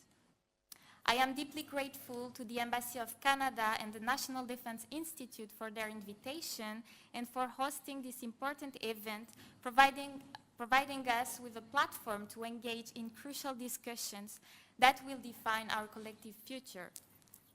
Today's topic stands at the intersection of gender equality, peace building, and international cooperation. The Women, Peace and Security Agenda, including the well-known United Nations Security Council Resolution 1325, recognizes the critical role that women play in the prevention and resolution of conflicts, peace negotiations, peace building, and in post-conflict reconstruction. This agenda is not only vital for achieving sustainable peace, but also for addressing the complex security challenges that our world faces today. As we gather today, our panel will explore the crucial role of women in shaping the future of peace and security, particularly in the African context and within the community of Portuguese-speaking countries. Africa, with its diverse and dynamic landscape, presents unique challenges and opportunities in this regard. Countries like Angola and Mozambique have made significant strides, yet there remains much to be done to fully integrate women into all levels of security governance and peace building. This panel provides an opportunity to delve into how these nations, along with their international partners, can further advance this agenda, ensuring that women are not just participants, but also leaders in the processes that will shape the continent's future. We are privileged to have with us three distinguished panelists, each bringing a wealth of experience and expertise to this discussion. Our first panelist is Ambassador Maria Jesus dos Reis Ferreira, the Ambassador of Angola to Portugal, whose extensive diplomatic career has given her deep insights into the intersection of gender, security and development in Angola and beyond. Since 2011, she has been ambassador in Austria, Slovenia, Croatia and Slovakia, as well as permanent representative to the United Nations in Vienna. In 2018, she was appointed as Ambassador of Angola to the United Nations, and in 2023, she became the first woman to serve as Ambassador of Angola to Portugal. Ambassador Maria Jesus Ferreira participated in Angola's struggle for independence and was awarded the first-class medal of November 11th for sacrifices made during participation in the struggle for independence. Our second speaker is Ambassador Stella Pinto Novo Zeca, the Ambassador of Mozambique to Portugal, who plays a significant role in advancing Mozambique's engagement with international partners, including on issues of peace and security. Before becoming Ambassador of Mozambique to Portugal, she has been Secretary of State in the province of Sofala and Governor in the province of Gaza. She also has extensive experience in academia, as she was Deputy Director and Lecturer at the Pedagogic University of Keliman between 2005 and 2015. Finally, for professional reasons, Brigadier General Ana Baltazar could not make it today with us, but we are delighted to have as our third panelist, Madame Elizabeth Gomes, Director of International Relations Services at the Directorate General for National Defense Policy, whose leadership in defense policy provides a unique perspective on the integration of women into security frameworks and peace initiatives. So I look forward to a robust and insightful discussion that will not only highlight the challenges, but also propose actionable steps towards a more secure and equitable future for all. I am pleased to invite our panelists to share their very important contributions to that topic. So each speaker has 15 minutes, and we can start with our first panelist, Ambassador Maria de Jesus dos Reis Ferreira. The floor is yours.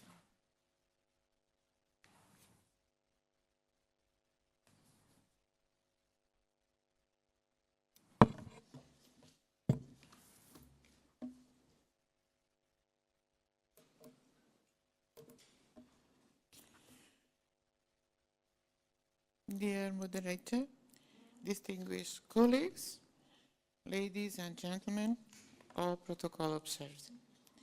Let me congratulate the organizers for this event to talk about the role of women's leadership in security, governance and peace process, considering the importance of women in peace process.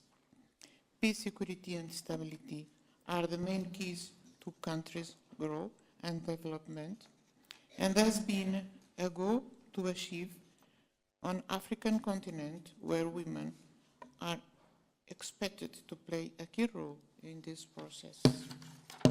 The presence of women in the positions of leadership can greatly reduce the likelihood of violent conflict emerging, as well as the prospects for the peaceful resolutions of existing conflicts. Women are almost neglected to the second plan in the case of conflict prevention and resolution, despite they are the biggest promoters of peace and reconciliation.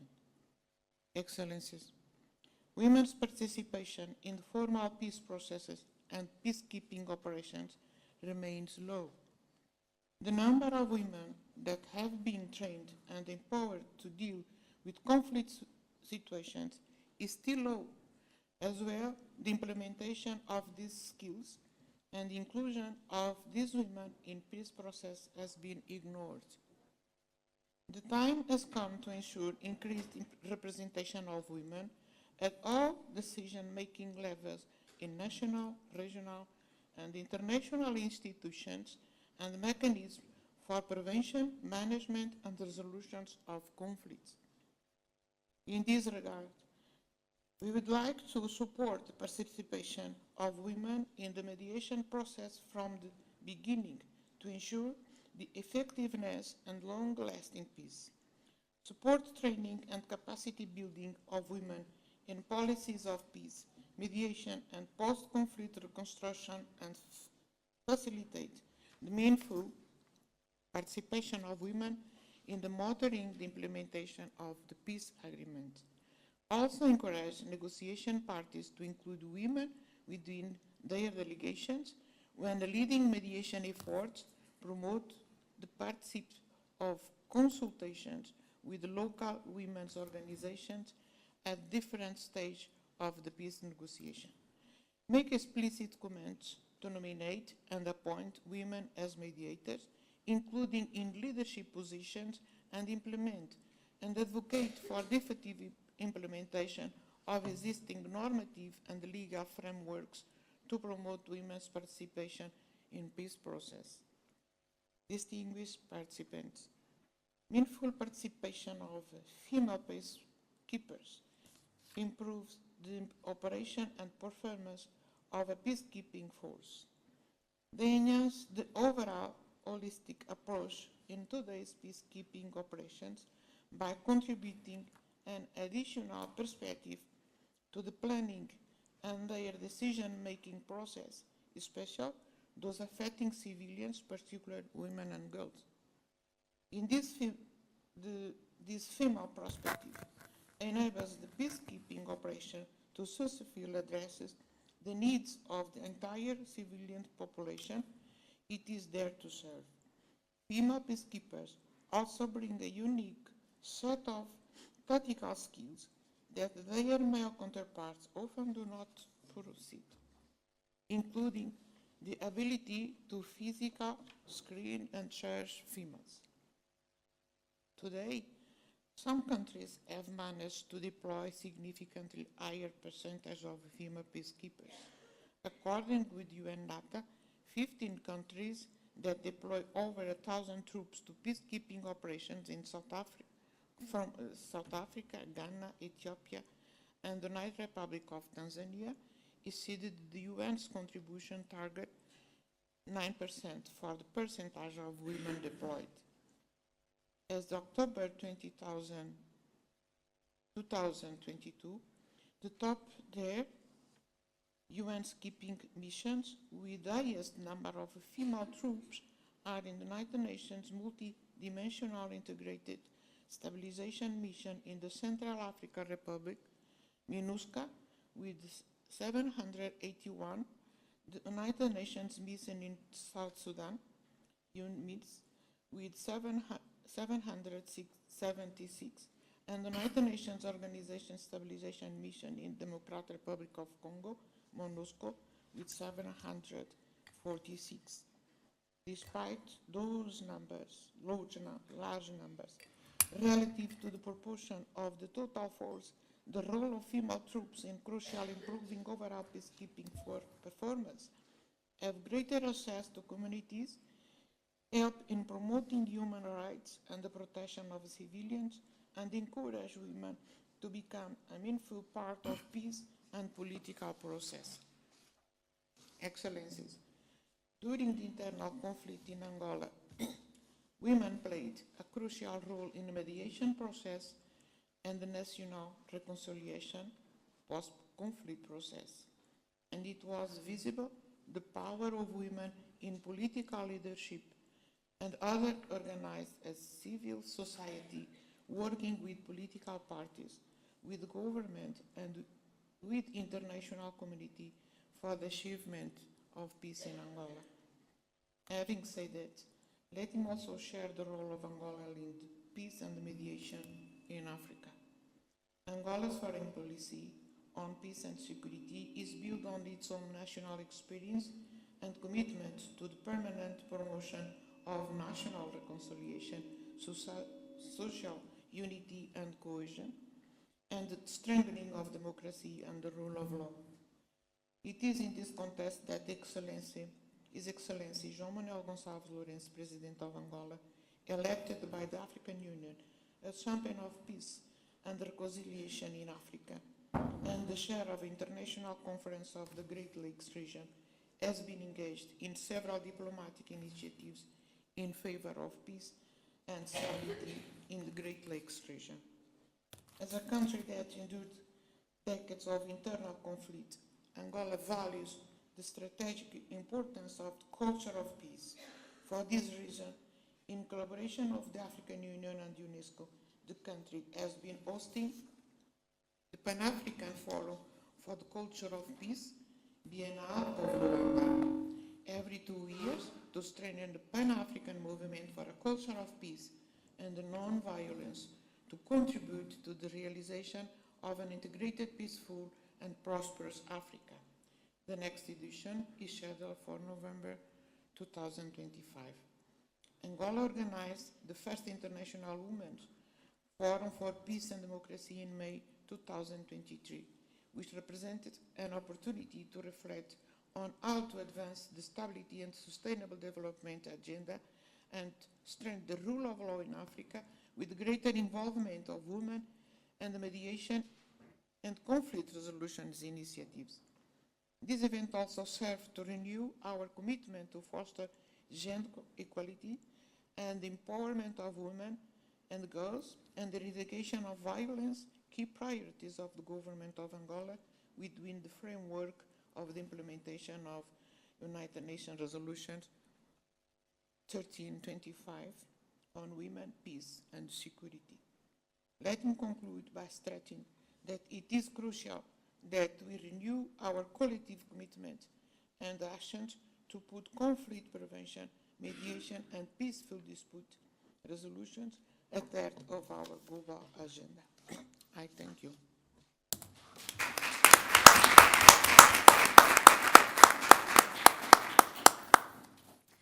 Thank you very much, Ambassador, for sharing your contribution with us, particularly on Angola's initiative for including women in peace and security issues. And we will now learn about Mozambique with our second panelist, Ambassador Stella Pinto Novozeca.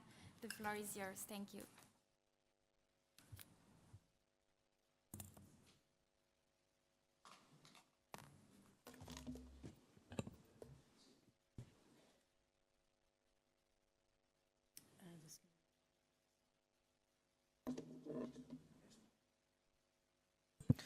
Muito boa tarde, ou bom dia a todos e a todas, e aceitem que faça a apresentação em português. Senhora Embaixadora do Canadá para a Agenda da Mulher, Paz e Segurança, Senhora Embaixadora do Canadá em Moçambique, Senhoras Embaixadoras e Diretora do Instituto da Defesa Nacional, respeitada a presença de todos aqui, minhas senhoras e meus senhores. Gostaria, em primeiro lugar, de saudar e agradecer o convite que nos foi formulado para partilharmos aquilo que é a experiência de Moçambique neste processo de inclusão da mulher nos processos de paz e segurança.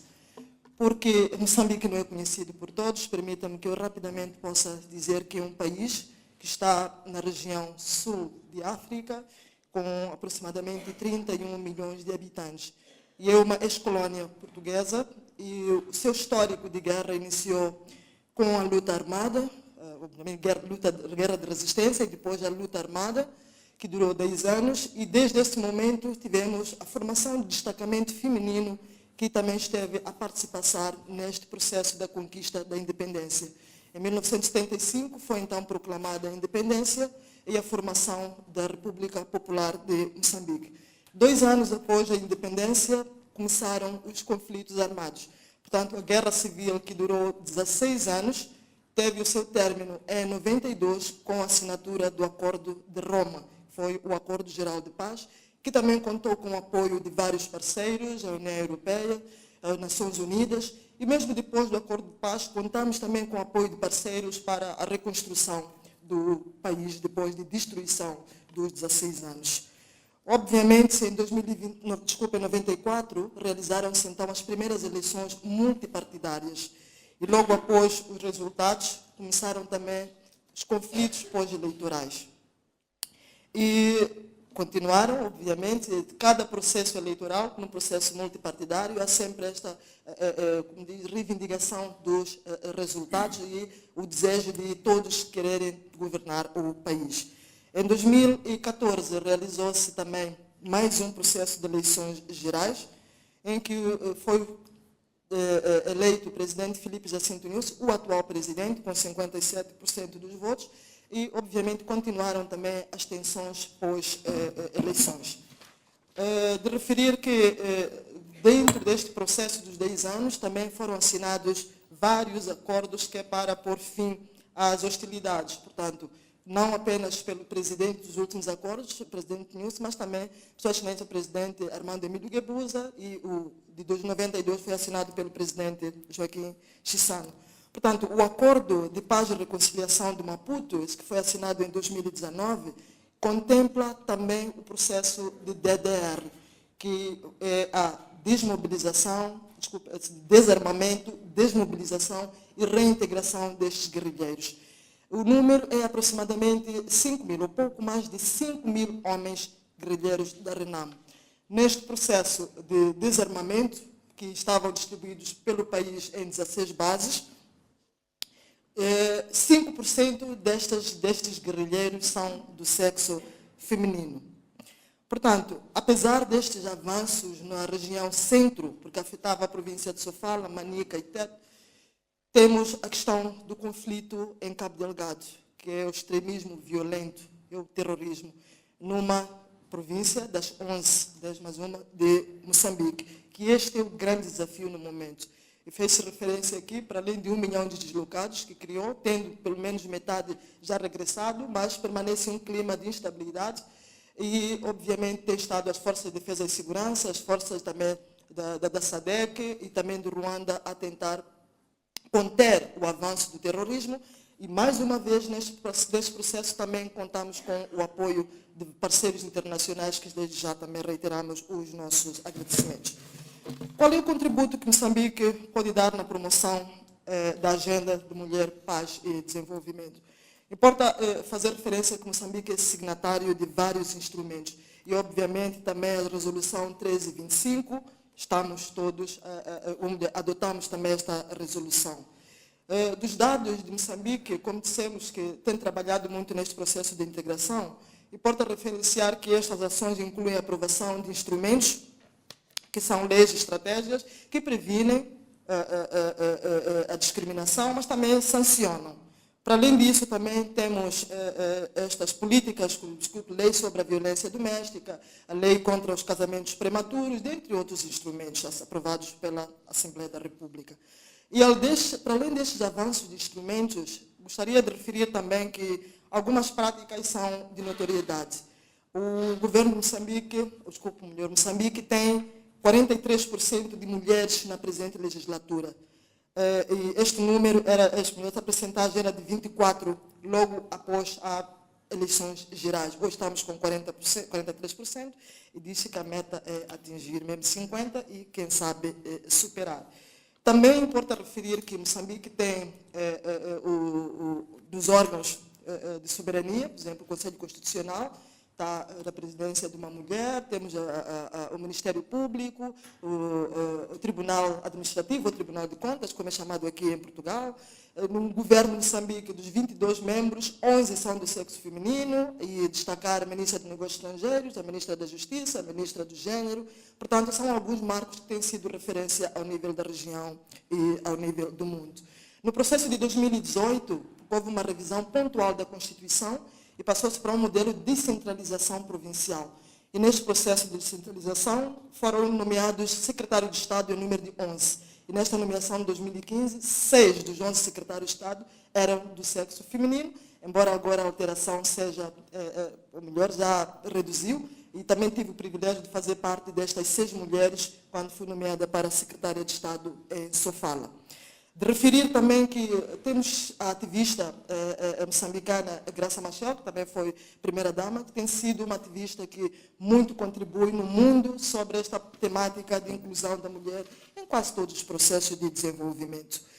Contudo, preferimos aqui alguns ganhos, mas há receio de que estes ganhos possam retroceder. Como fizemos referência com os conflitos de Cabo Delgado, em que temos a maior parte dos deslocados do sexo feminino, temos crianças também que estão neste processo de deslocados, e isto, de certa forma, cria este receio de que os ganhos possam retroceder. E as mulheres e raparigas tornam-se cada vez mais vítimas de violência. Pela noção destes desafios que Moçambique tem, aumenta a responsabilidade do país para prosseguir com ações de inclusão da mulher para os processos de paz e segurança e no desenvolvimento no geral. Gostaria-me de referir aqui que, como foi também mencionado, Moçambique elaborou um plano de ação sobre mulher e paz e segurança, com a vigência de 5 anos, 2018 a 2022.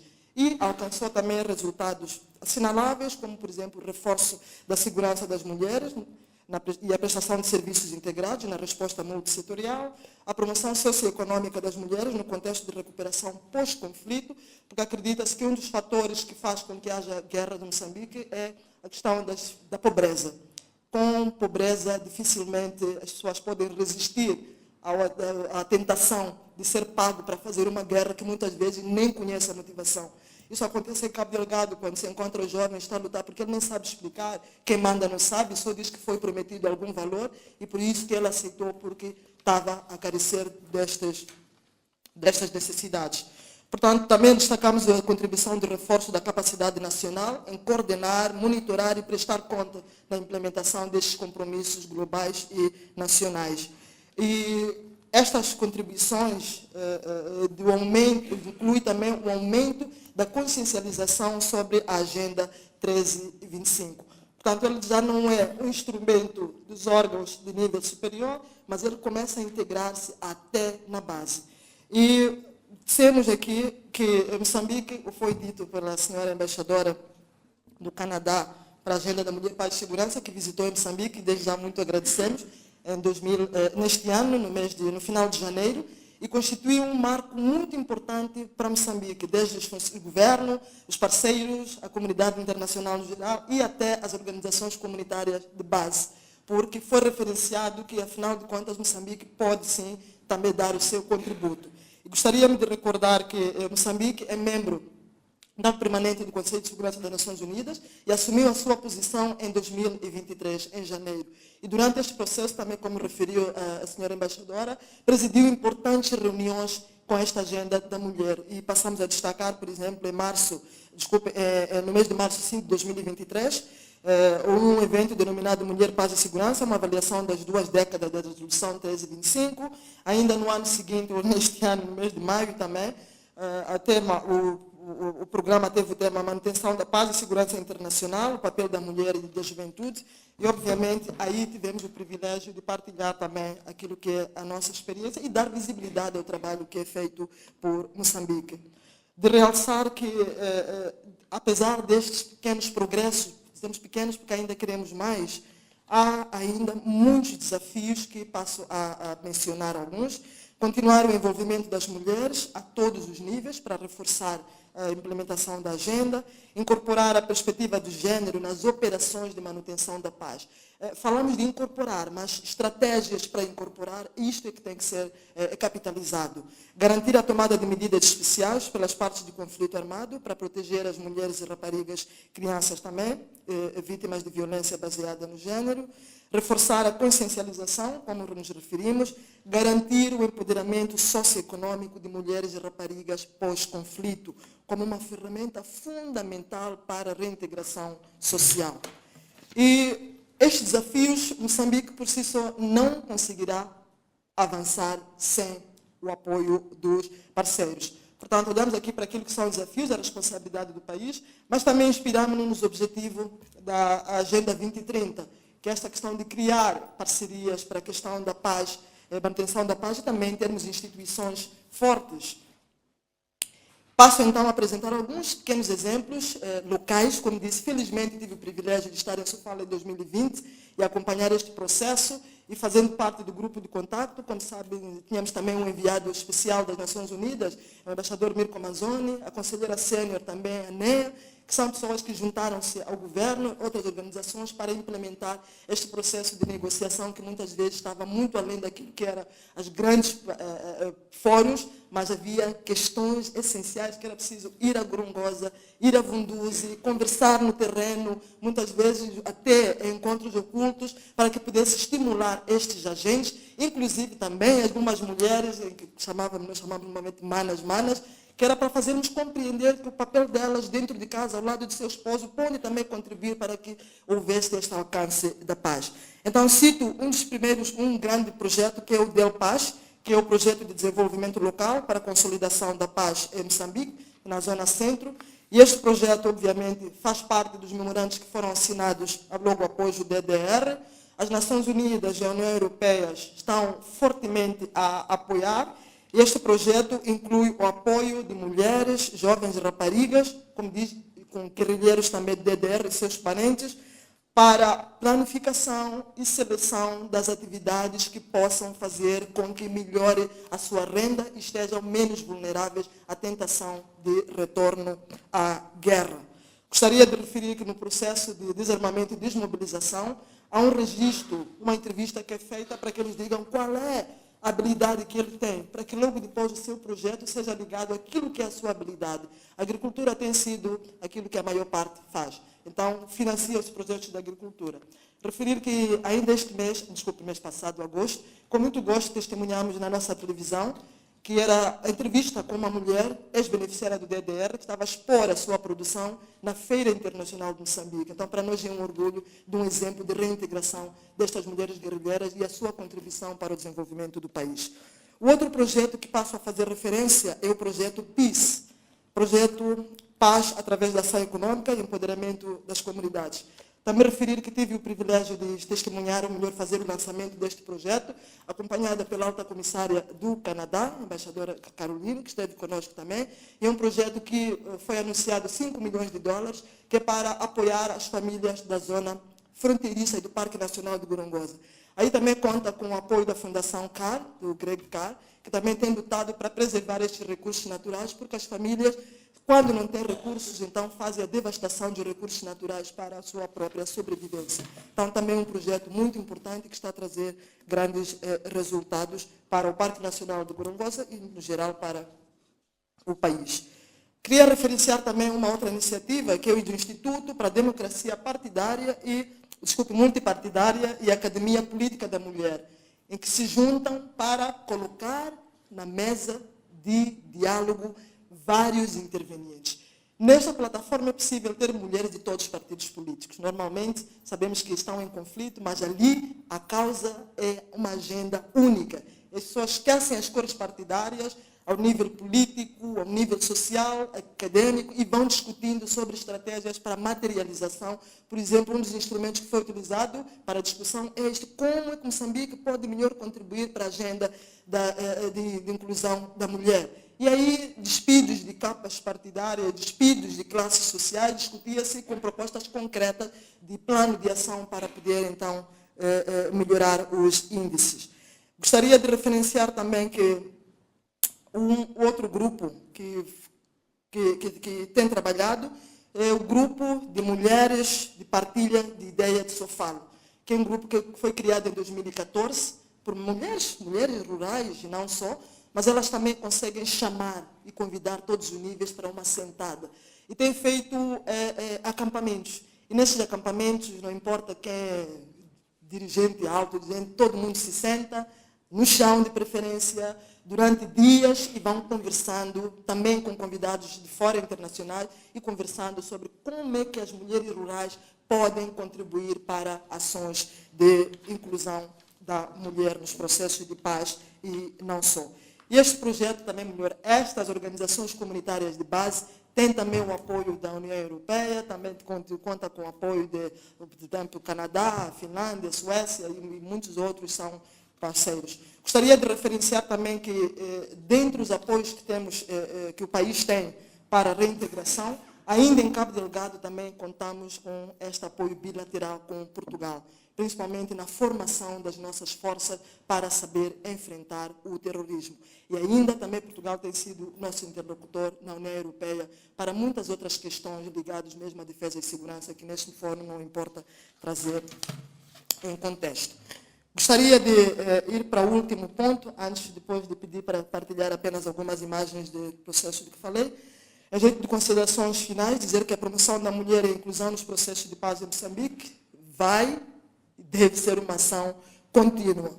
Com ou sem conflito, a cultura de paz deve ser continuada. E há um aspecto dessa questão da inclusão, que é uma frase que as mulheres do grupo de partilha de ideias sempre repetem: mexeu com uma, mexeu com todas. E isto estimula muito a participação da mulher para que note que em qualquer situação, em qualquer contexto, quando a mulher é discriminada, quando a mulher é violada o seu direito, cada uma de nós, indiretamente ou diretamente, deve dar o seu contributo para que não se prevaleça aquela situação.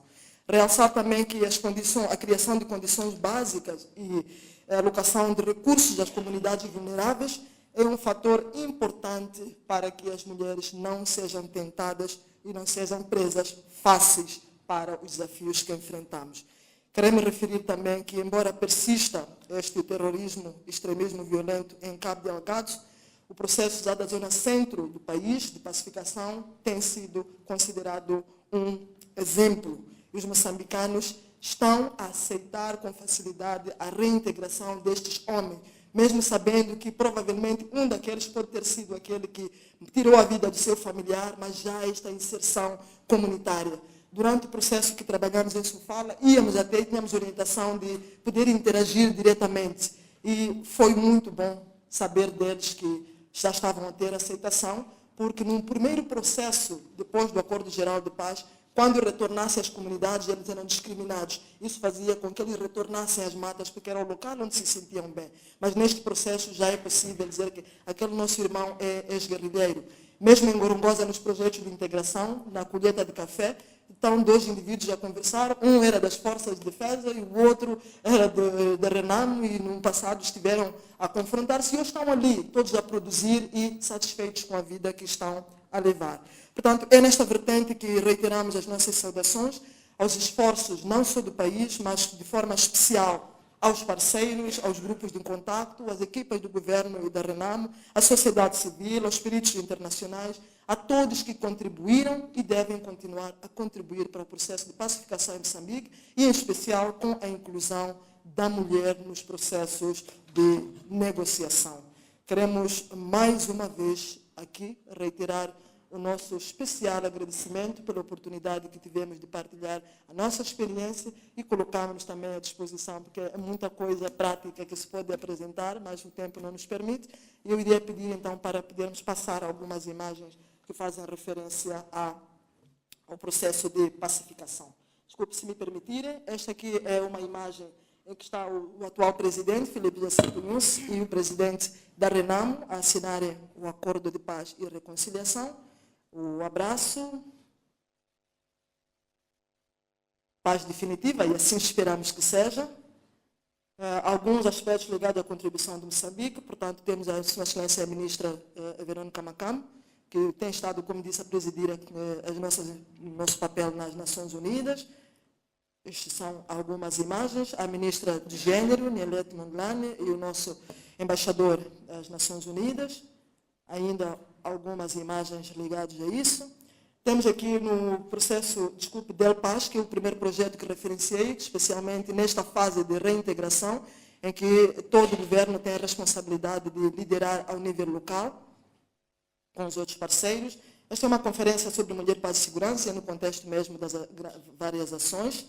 Esta imagem foi tirada no lançamento do projeto Del Paz, que foi em Manica, recuperando as 3 províncias, de participação também das Nações Unidas.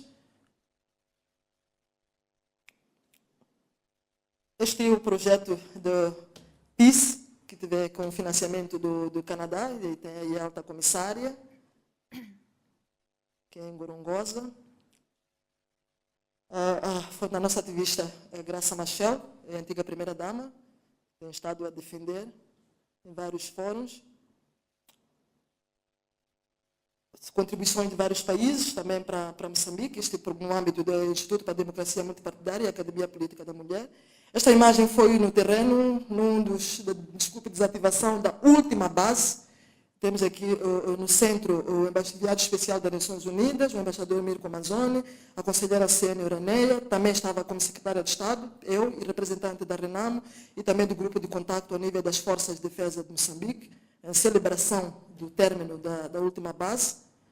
Esta é uma imagem de acampamento solidário internacional, portanto, das mulheres que conhecemos grupo de partilha de ideias, que é feito desta forma muito descontraída, não sabe quem é quem, a agenda é apenas única da mulher.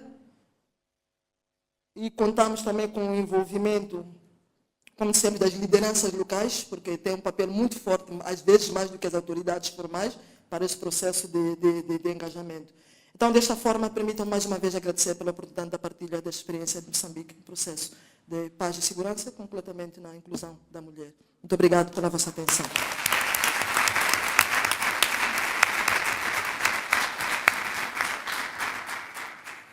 Muito obrigada, senhora embaixadora, pela sua contribuição muito interessante e, sobretudo, para realçar as iniciativas desenvolvidas ao nível da comunidade. Vamos então passar à nossa terceira oradora, senhora Elizabeth Gomes, por favor.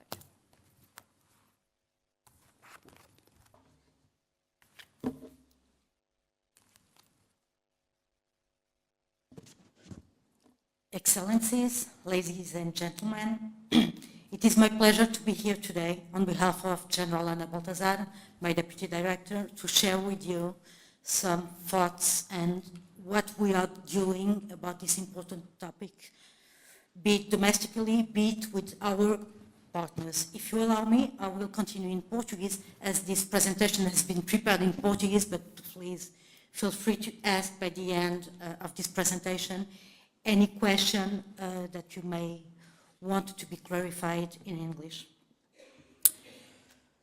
Para esta apresentação, que será uma apresentação institucional, logicamente, procurei trazer aquilo que nós fazemos no contexto da Defesa Nacional no que diz respeito à temática que nos reuniu aqui hoje.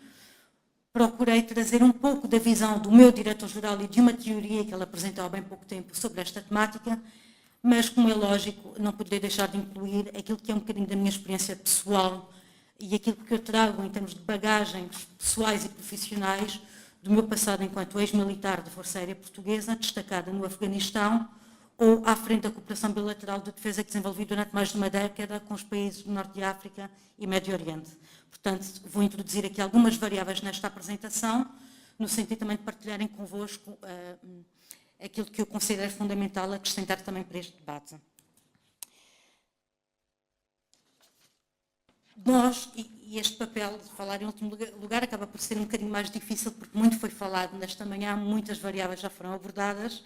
Portanto, eu vou aqui repetir, e peço imensas desculpas por isso, alguns conceitos que já foram aqui aludidos, sobre quanto é importante a participação e a diversidade da participação nas missões de paz, nas missões internacionais, como é importante garantir ou minimizar a violência um bocadinho por todo o mundo, garantir que não haja discriminação e, para isso, para tanto, contamos com o apoio de uma resolução da 1325, já aqui amplamente falada esta manhã, a partir da qual muito já foi feito.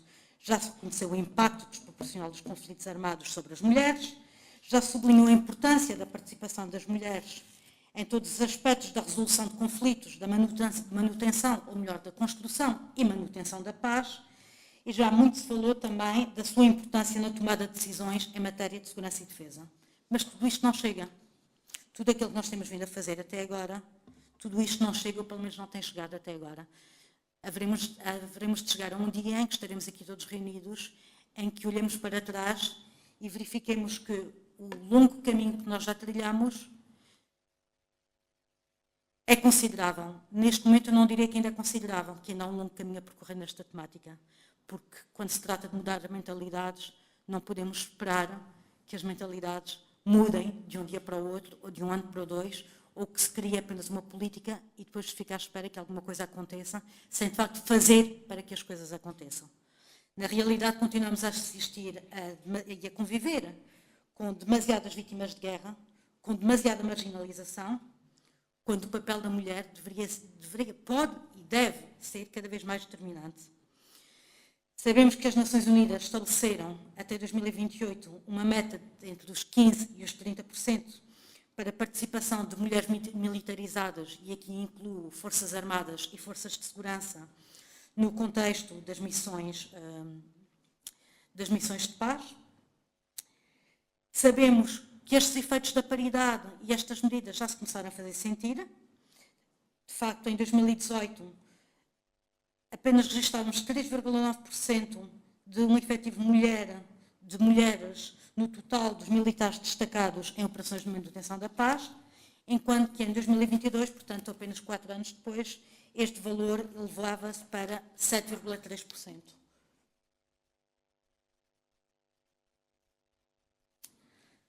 Em Portugal, e como a senhora embaixadora Jacqueline O'Neill referiu logo nas suas primeiras notas introdutórias, nós temos de trilhar este caminho, temos acompanhado e temos procurado fazer cada vez mais a respeito desta temática. Aqui poderão ver alguns dos documentos que nós já aprovamos no passado recente. A senhora embaixadora referiu, de facto, a elaboração em curso do próximo plano de ação. A defesa, por sua vez, e com base nestes documentos doutrinais e estratégicos, tem apoiado os programas de capacitação que visam aumentar a participação das mulheres e tem defendido, logicamente, a necessidade de reforçar o papel das mulheres nas missões de paz. Permitam-me que, ao nível da Direção-Geral de Política de Defesa Nacional, dê nota de algumas dinâmicas que nós começamos a trabalhar já há alguns anos. Algumas delas dizem respeito, por exemplo, a um livro que nós circulamos e publicamos sobre a importância desta temática. Diz respeito à inclusão da temática da igualdade de género e a agenda Mulheres, Paz e Segurança em todos os contactos bilaterais, nas propostas de agenda que nós façamos, nós incluímos a igualdade de género para discussão com os nossos parceiros. A quando da negociação, renegociação de instrumentos jurídicos bilaterais com os nossos parceiros, a igualdade de género e a agenda Mulheres, Paz e Segurança merece o mesmo respeito, o mesmo valor e a mesma inclusão nos textos que o espaço e que o ciberespaço. Nós, recordo apenas, tivemos uma presidência portuguesa do Conselho da União Europeia em 2021. Um dos eventos organizados durante a nossa presidência prendeu-se precisamente com a igualdade de género, mulheres, paz e segurança. Em 2023, tivemos a presidência da iniciativa 5+5 Defesa. Para quem não é familiarizado com esta iniciativa, trata-se de uma iniciativa que agrupa 5 países europeus e 5 países do Norte de África, e um dos eventos que nós organizamos durante a nossa presidência o ano passado prendeu-se com a igualdade de género, igualdade de oportunidades, agenda Mulheres, Paz e Segurança. Portanto, esta é uma dinâmica que nós procuramos introduzir, a par, logicamente, dos conselheiros de género, no quadro da participação, no quadro da nossa participação em missões internacionais. E a este respeito, dirijo particularmente aqui à senhora embaixadora de Moçambique e à senhora embaixadora de Angola, particularmente neste caso Moçambique, e retomando aquilo que a senhora embaixadora referia há bocadinho, do papel de Portugal nesta temática.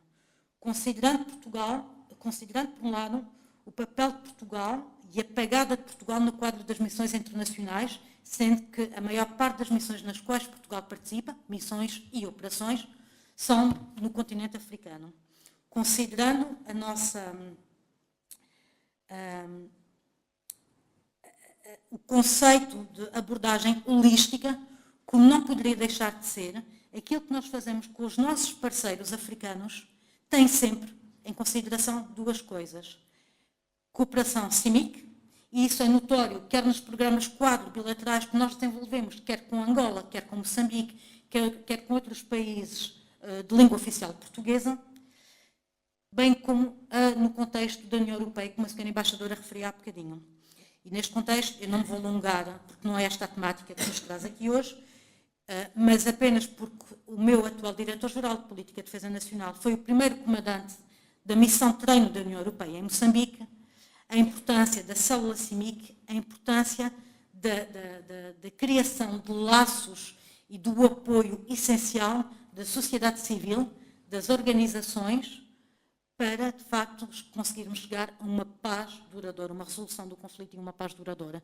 E a este respeito, para além da ação da própria EUTM, refiro, por exemplo, o apoio que tem vindo a ser concedido por alguns países europeus na edificação de alguns Quick Impact Projects, como são, exemplo, a reconstrução de uma escola para permitir a raparigas, mulheres, rapazes, homens poderem regressar, porque elementos mais instruídos não se tornam tão permeáveis à ação de grupos terroristas, e merece particular atenção estes projetos que visam a reconstrução de infraestruturas críticas para qualquer sociedade, quer não é na construção que se diz, mas na identificação de poços de água potável para permitir a fixação das populações num terreno que é seu. Tudo isto parece um bocadinho distante da temática que nos traz aqui hoje, mas não é. Retomo mais uma vez a intervenção da senhora embaixadora Jacqueline O'Neill, em que referia isso com a ligação às próprias alterações climáticas. Para além disso, não esquecer a importante componente, que é a formação que nós temos vindo a dar aos adidos de defesa, a serem projetados ou a serem acreditados em determinado território, cujo estágio tem uma forte componente de promoção da igualdade de género e igualdade de oportunidades.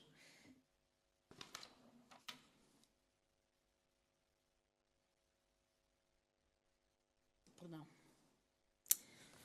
Apesar de tudo isto que eu acabei de referir, em 2020, as mulheres representavam apenas 7,6% dos contingentes portugueses em missões internacionais.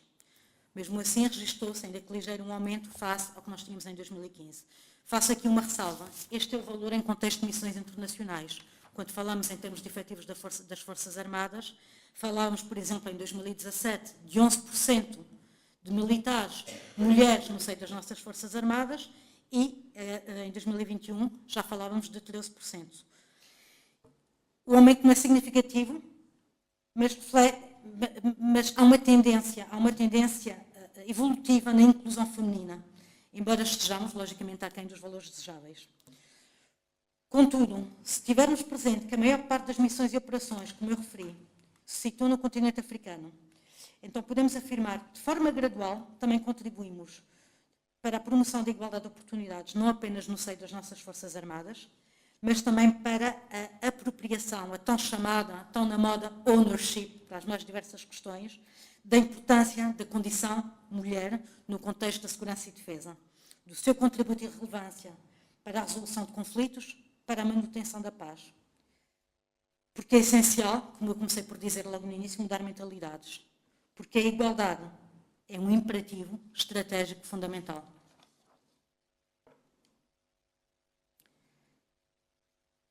E voltando aqui ao início da questão que nos trouxe aqui hoje, e à necessidade de igualdade, e aqui não me refiro, logicamente, nem poderia deixar de ser de outra forma, a África, mas a nível global, quem é que nós somos hoje enquanto mulheres? Que agentes podemos nós ser em termos no contexto da segurança e da defesa? Continuamos todos a acreditar na diversidade? Continuamos todos a acreditar que precisamos mais do que nunca de promover essa diferença? Aqui trago para esta equação uma análise feita em 2015 de 40 processos de paz desde o fim da Guerra Fria, por exemplo, que mostrou que nos casos em que as mulheres conseguiram ter uma forte influência nas negociações de paz, a probabilidade de chegar mais cedo a um acordo era substancialmente maior. Temos, por isso, que saber tirar partido das nossas características, de vê-las reconhecidas e das competências individuais de cada um de nós. A nossa diversidade enquanto seres humanos pode e deve fazer a diferença. Agora, de forma muito breve, eu vou introduzir aqui, que concorre para tudo aquilo que eu tenho vindo aqui a referir até agora, a teoria do meu diretor-geral, do Sr. General Nuno Lemos Pires, a teoria do 1 vezes 3 igual a 27, que à primeira vista isto pode parecer aqui um grande absurdo. Eu não vou alongar muito, vou retirar aqui o que é essencial para esta discussão da teoria que ele defende. Acreditamos que há, de facto, um triplo efeito para se alcançar a igualdade.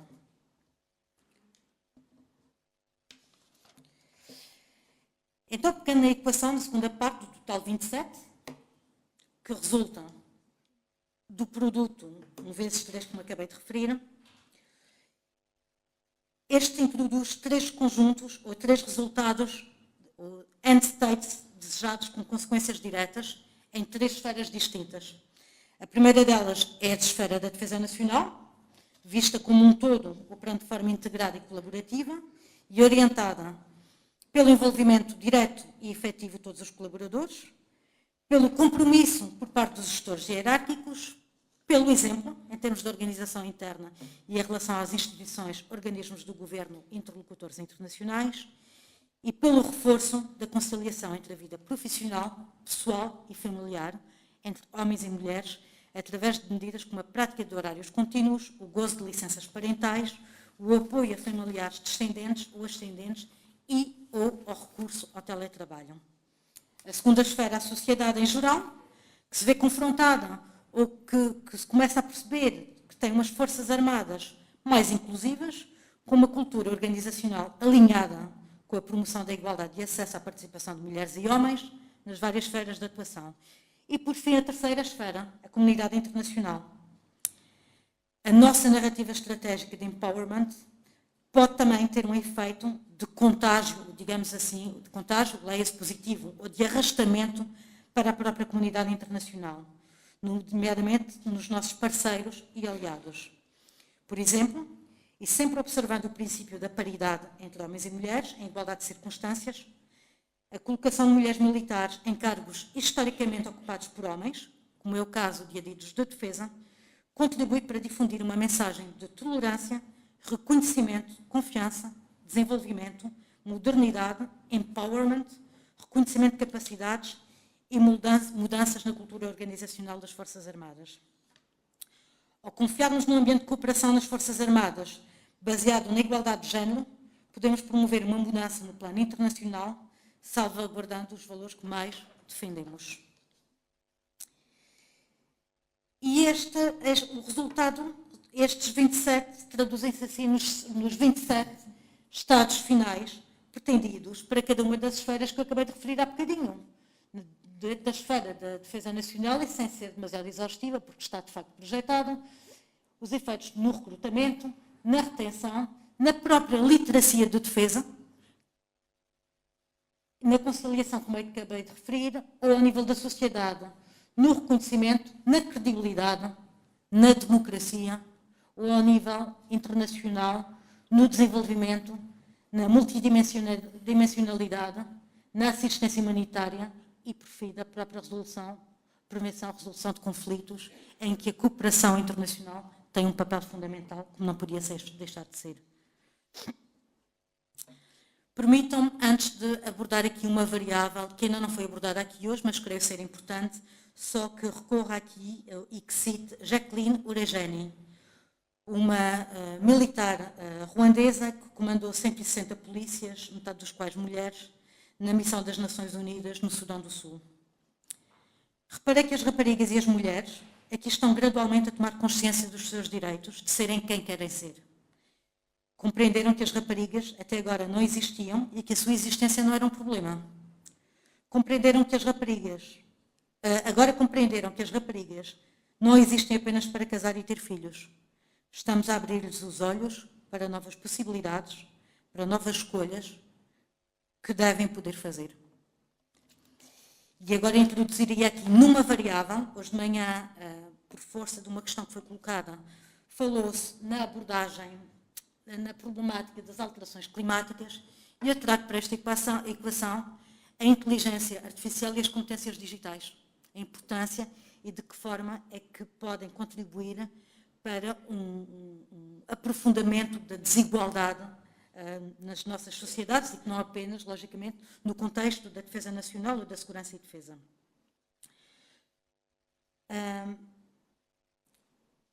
Isto parte de alguns pressupostos que eu escrevi aqui, até escrevi alguns deles à mão, porque a desigualdade no acesso à inteligência artificial pode acentuar desigualdades, pode refletir e reproduzir padrões sociais e económicos profundamente enraizados, porque vale a pena recordar também que a inteligência artificial, quando usada de forma irregular, e já falamos aqui da desinformação, das campanhas de desinformação, e se carregada com dados erróneos ou propositadamente erróneos, que refletem preconceitos históricos, tendem a perpetuar estas desigualdades e a discriminação.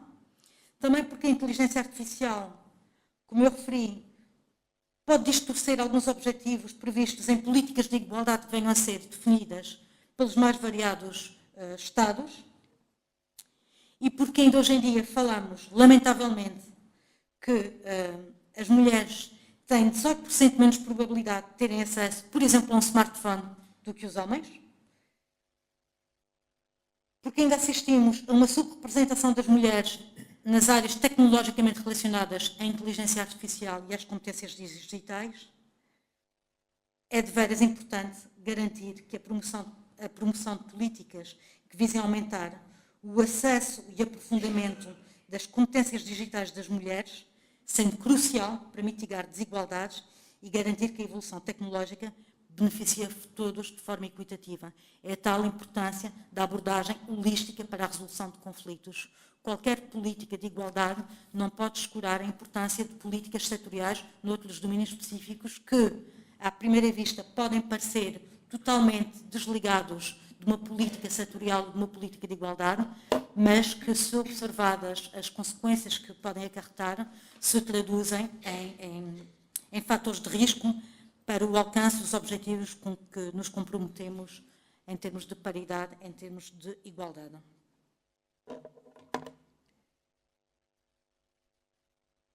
Por tudo isto, eu diria que, para promover a cooperação em matéria de segurança e defesa, não apenas com a África, mas eu aqui relevo a importância de África, porque a nossa pegada em termos de missões e operações internacionais, para além, logicamente, do flanco leste, é maiormente vocacionada para o continente africano.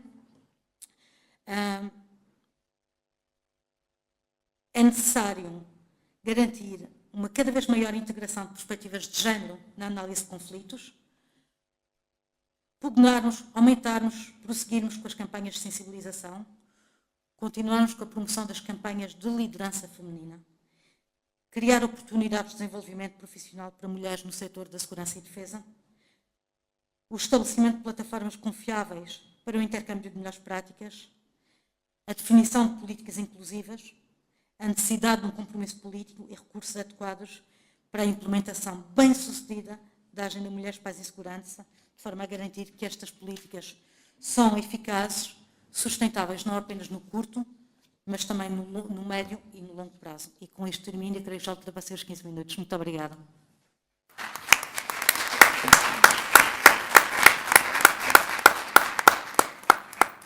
Thank you very much for this very interesting perspective on the integration of women into security frameworks.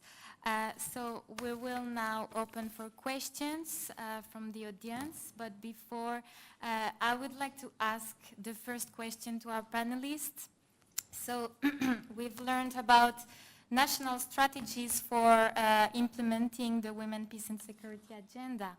And so my question is, how do these strategies ensure the meaningful inclusion of civil society organizations, and particularly women's groups, in both the planning and the execution of these initiatives to ensure that the bottom up and the top down are linked? Thank you. Maybe we can already take on some questions from the audience before answering this one.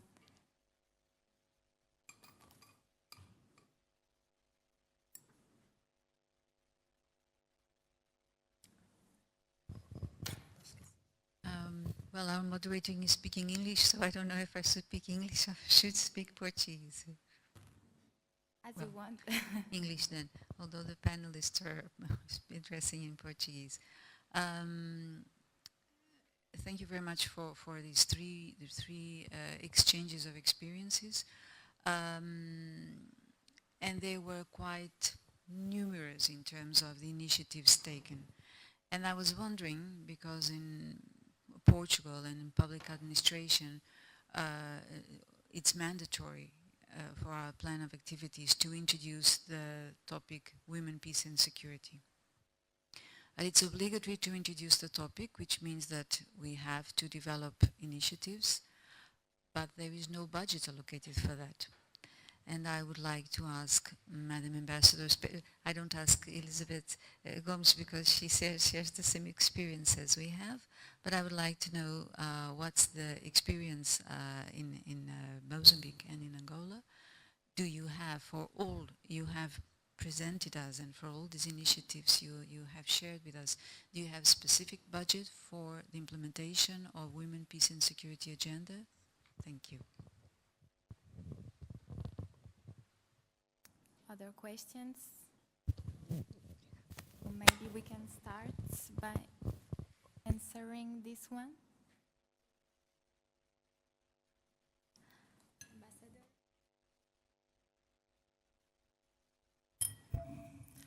Muitíssimo obrigada.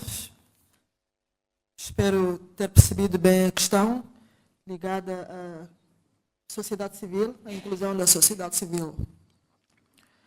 Eu gostava de referir que na questão, por exemplo, que eu mencionei do grupo de mulheres de partilha de ideias, é uma organização da sociedade civil.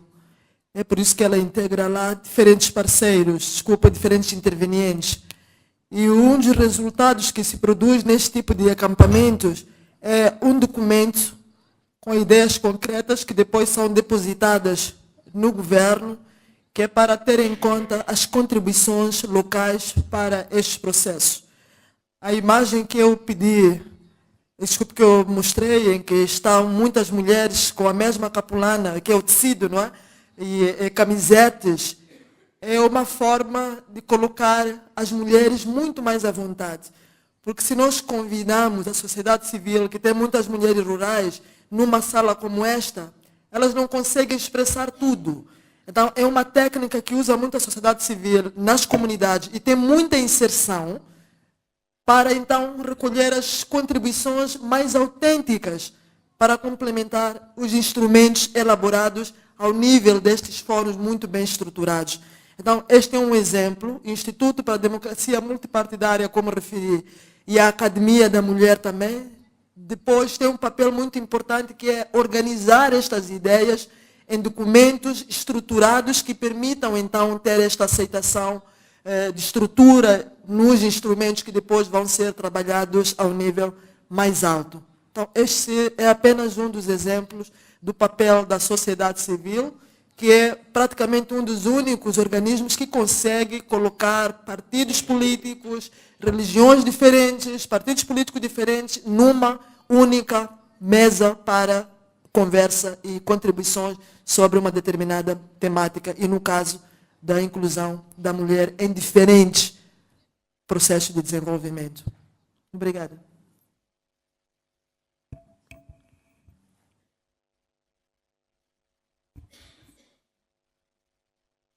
I'll speak in Portuguese now.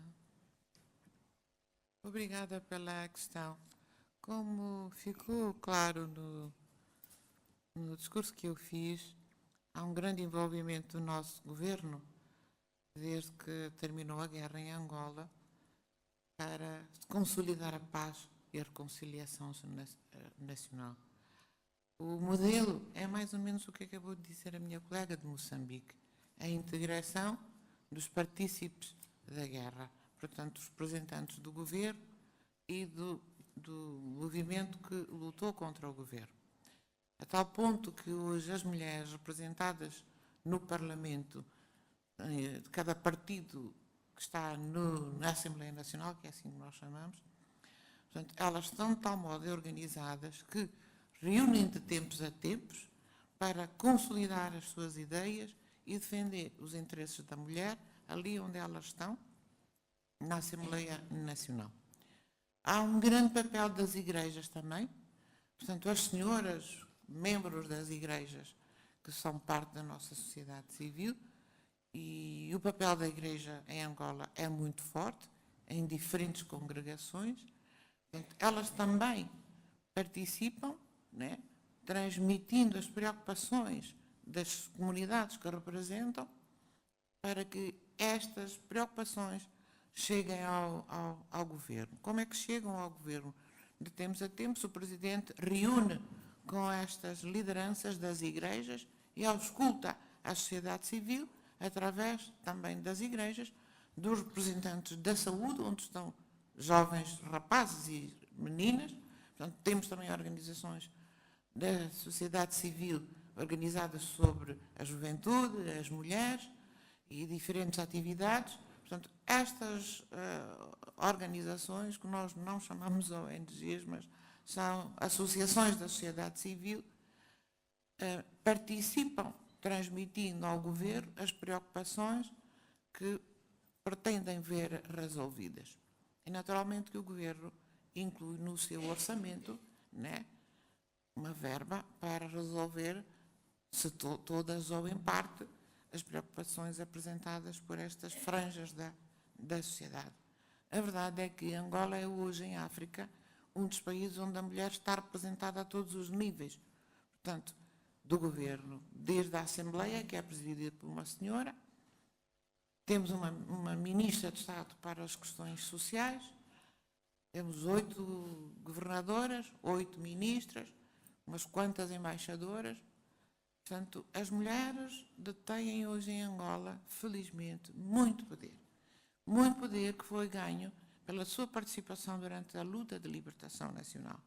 Portanto, a participação da mulher durante a luta de libertação deu-lhe a facilidade para que pudesse reclamar perante os homens o seu direito de estar sentado lado a lado com os homens em todas as instituições do Estado, porque considera-se, portanto, como uma parte para a conquista da independência e para as soluções, não só naquele momento, mas também para o futuro de Angola.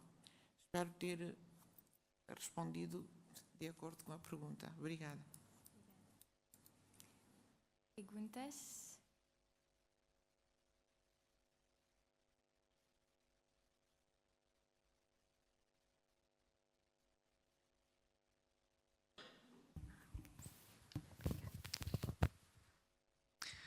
Olá, bom dia. Meu nome é Catarina Marques Rodrigues, eu sou jornalista especializada em questões de género e não posso deixar de fazer uma pergunta sobre o trabalho que está a ser feito, tanto a nível interno, mas também com o apoio de parceiros como Portugal e também como a União Europeia, a nível da educação. Porque eu já fiz também vários trabalhos de formação de jornalistas e a nível das questões de género, tanto na Guiné-Bissau, mas também em Cabo Verde, também estive em Angola, e apesar dessa representação que é cada vez mais clara nos lugares cimeiros, como as senhoras embaixadoras referiram, é óbvia ainda a presença dos estereótipos que colocam as meninas como as mães cuidadoras, as líderes da casa, mas só no sentido simbólico, porque depois no sentido efetivo o poder está ainda nos homens. E, portanto, eu notei que, por exemplo, o Sr. Embaixador de Moçambique referiu o trabalho que foi feito com as crianças que eram guerrilheiros, mas pergunto ainda antes disso, ou seja, para chegarmos aqui a uma representação e a uma consciência social e também política, porque o que estamos a falar é também de política e de ação efetiva, é preciso trabalhar primeiro com as meninas, em particular, mas também com as crianças em geral. O que é que está a ser feito pelos países? Mas também deste apoio que está a ser dado, por exemplo, pela ONU, pela União Europeia, a nível de apoio de conferências, de momentos mais institucionais, se também há um apoio dado por parte desses parceiros a nível da educação e que resultados práticos é que isso tem tido. Muito obrigada.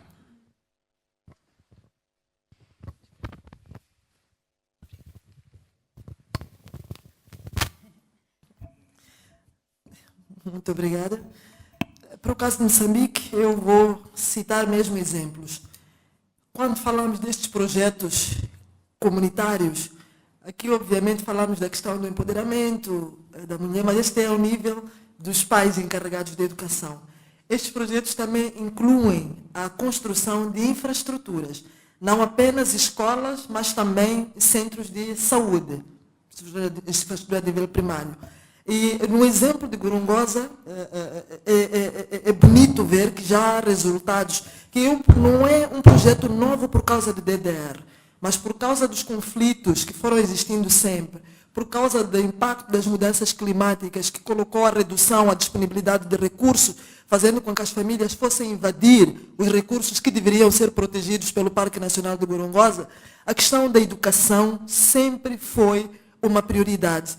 Hoje nós já temos resultado de crianças destas comunidades que atingiram o nível de mestrado e doutoramento fora do nosso país, estão a trazer um grande contributo, mas eram crianças rurais que hoje estão nos fóruns internacionais dando seu contributo sobre a preservação do meio ambiente.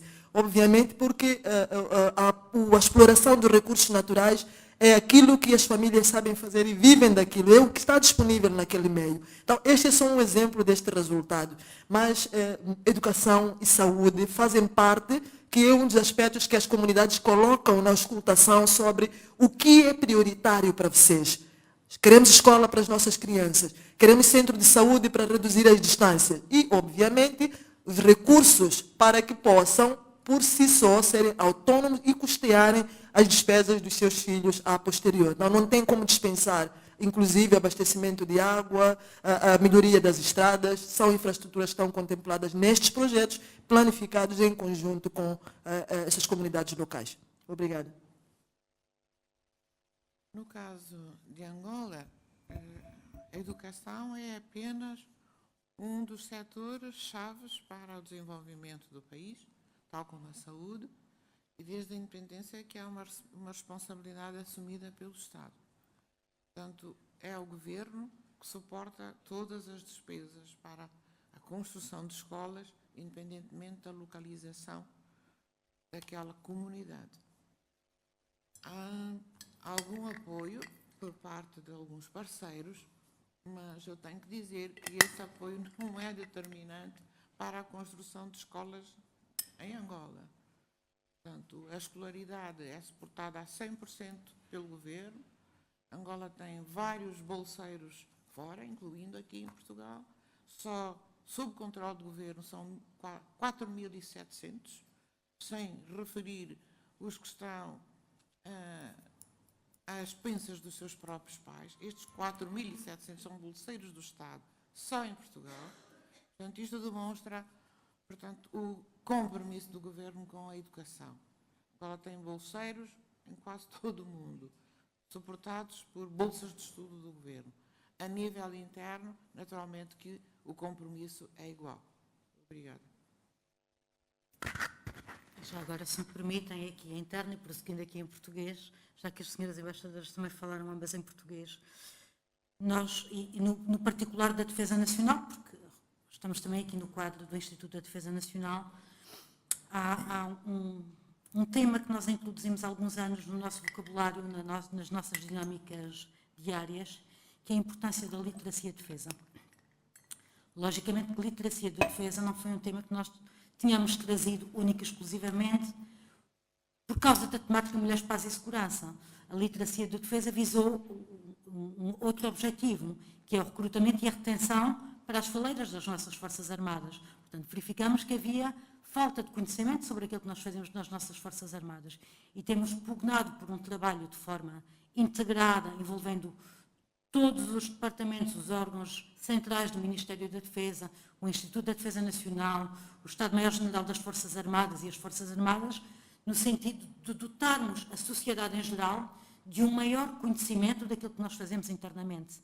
Porque apercebíamos que, se perguntássemos a uma menina, uma rapariga de 15, 18 anos que fosse, sobre qual é que era o papel das Forças Armadas, o que é que nós fazíamos, o desconhecimento era absurdo sobre aquilo que nós fazíamos. Então temos procurado tirar partido, lá está, das competências digitais que temos a sorte de ter ao nosso dispor, para então facultar à sociedade em geral um maior conhecimento sobre a defesa nacional, sobre as problemáticas da defesa nacional, sobre aquilo que nós fazemos e sobre os principais temas que são debatidos em termos de defesa nacional. E é algo que tem vindo a surtir efeito visível, particularmente, nas candidaturas espontâneas que nós, por exemplo, enquanto direções-gerais, recebemos de alunos e alunas universitários que querem vir estagiar connosco, coisa que não acontecia nos últimos 15 anos que passei ali na Direção-Geral. Temos vindo a registrar que há uma maior procura, uma maior apetência, porque há um maior conhecimento. E, logicamente, isto também age muito em benefício do empoderamento da mulher e a mulher perceber, eu também posso, aqui, creio que posso falar por Angola, por Moçambique, por qualquer outro parceiro que nós tenhamos. Thank you. Other questions? One last, maybe? There is. So I think we already passed the time, but is there anyone who wants to add something in the panel? Okay, so thank you so much. Thank you to all the speakers and participants for this fruitful discussion. And your valuable insights have definitely enriched our understanding of the importance of security cooperation through the lens of women, peace and security. Thank you.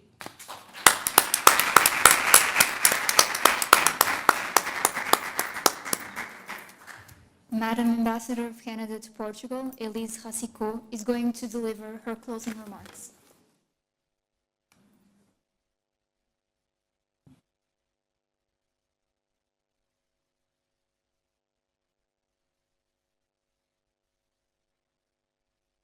Primeiro, agradecer a todo mundo que está aqui presente hoje, não só as nossas panelistas que nos inspiraram, a quem organizou e permitiu que, behind the scenes, né, que isso fosse acontecer hoje, ao IDN, obviamente por ser o nosso anfitrião, mas a todos que tomaram tempo das agendas sempre cheias que temos para estar aqui e participar dessa conversa, perguntar, ouvir e estar disposto a ter esse debate. Uma das coisas, talvez, para nos deixar com os pensamentos que eu para mim, estão tentando, de uma maneira muito humilde, resumir tantas informações importantes, mas talvez para nos deixar com umas ideias para continuar a refletir sobre os assuntos discutidos hoje. Começando pelo fim, talvez. Bom, vou começar dizendo, aprendemos com a apresentação da Elizabeth, de uma certa forma, novas matemáticas portuguesas sobre 1 vezes 3 igual a 27, mas isso dizendo como a inclusão pode nos levar a ter benefícios realmente exponenciais e que a gente não pode deixar de botar esse assunto da igualdade na frente e no centro das nossas preocupações, especialmente enquanto ao que toca às questões de defesa e das Forças Armadas. Também a questão da inclusão de todas as vozes de mulheres para criar uma cultura de paz durável e sustentável. Acho que os exemplos que a embaixadora de Moçambique nos deram hoje, muito concretos, muito claros, e também de ver como o Moçambique escolheu de botar esse assunto na frente dentro da sua presidência do Conselho de Segurança das Nações Unidas, uma coisa que é muito importante para que não seja sempre os mesmos falando do assunto, mas para mostrar que realmente isso é um tema universal, importante para todos. Obrigada. Eu também gostei muito de ouvir da nossa colega embaixadora de Angola como a cultura de paz que se desenvolveu através da experiência vivida, através da história angolana, se tornou, de uma certa forma, referência para a África e para o mundo, não só na sociedade angolana, mas como a promoção dessa experiência permite que hoje tenha tanta representatividade de mulheres no próprio país, em todas as instituições de poder, onde elas realmente têm uma voz e podem continuar a promover essa visão. Voltando ao nosso primeiro painel, eu fiquei muito interessada quando a gente fala da importância de considerar a experiência, as visões e todas as contribuições das mulheres em termos de justiça e accountability, não sei como seria em português, me desculpem, para estar com certeza que os mais vulneráveis aos impactos de guerra, de insegurança e de violência têm uma voz, têm uma expressão, e que a importância também de ir além da justiça tradicional, para estar com certeza que seja um esforço duradouro, que fique e que realmente transforme a sociedade. Essa parte vou dizer também em inglês. The relentless and resiliency of Ukrainian society has been shown once more, I think, in the thoughts that Marina shared with us, especially of the women, because as we've seen again today, they're the most displaced, often victims, but also economic actors and also combatants in this war. And therefore, it's primordial that we consider them and their needs to allow the best possible prospects for a future durable peace, but also for the reconstruction of Ukrainian society. And finally, going back to Canada, on the importance of considering women, peace, and security more widely in the face of emerging threats, whether it's climate change, cyber threat, disinformation, and others, and to do so by fighting the myths that are fueling divisions and conflict, and reminding that the agenda for women, peace, and security is not a construct or the West or the North, but rather a necessity that emerged from countries and societies who, when faced with war and insecurity, found that only with the inclusion of everyone was there going to be a perspective for a real, durable peace for all. Muito obrigada mais uma vez. Realmente foi um prazer de ter essa conversa hoje. Obrigada por todas as contribuições e espero que seja o começo de várias outras conversas e debates sobre esse tema importante. Obrigada.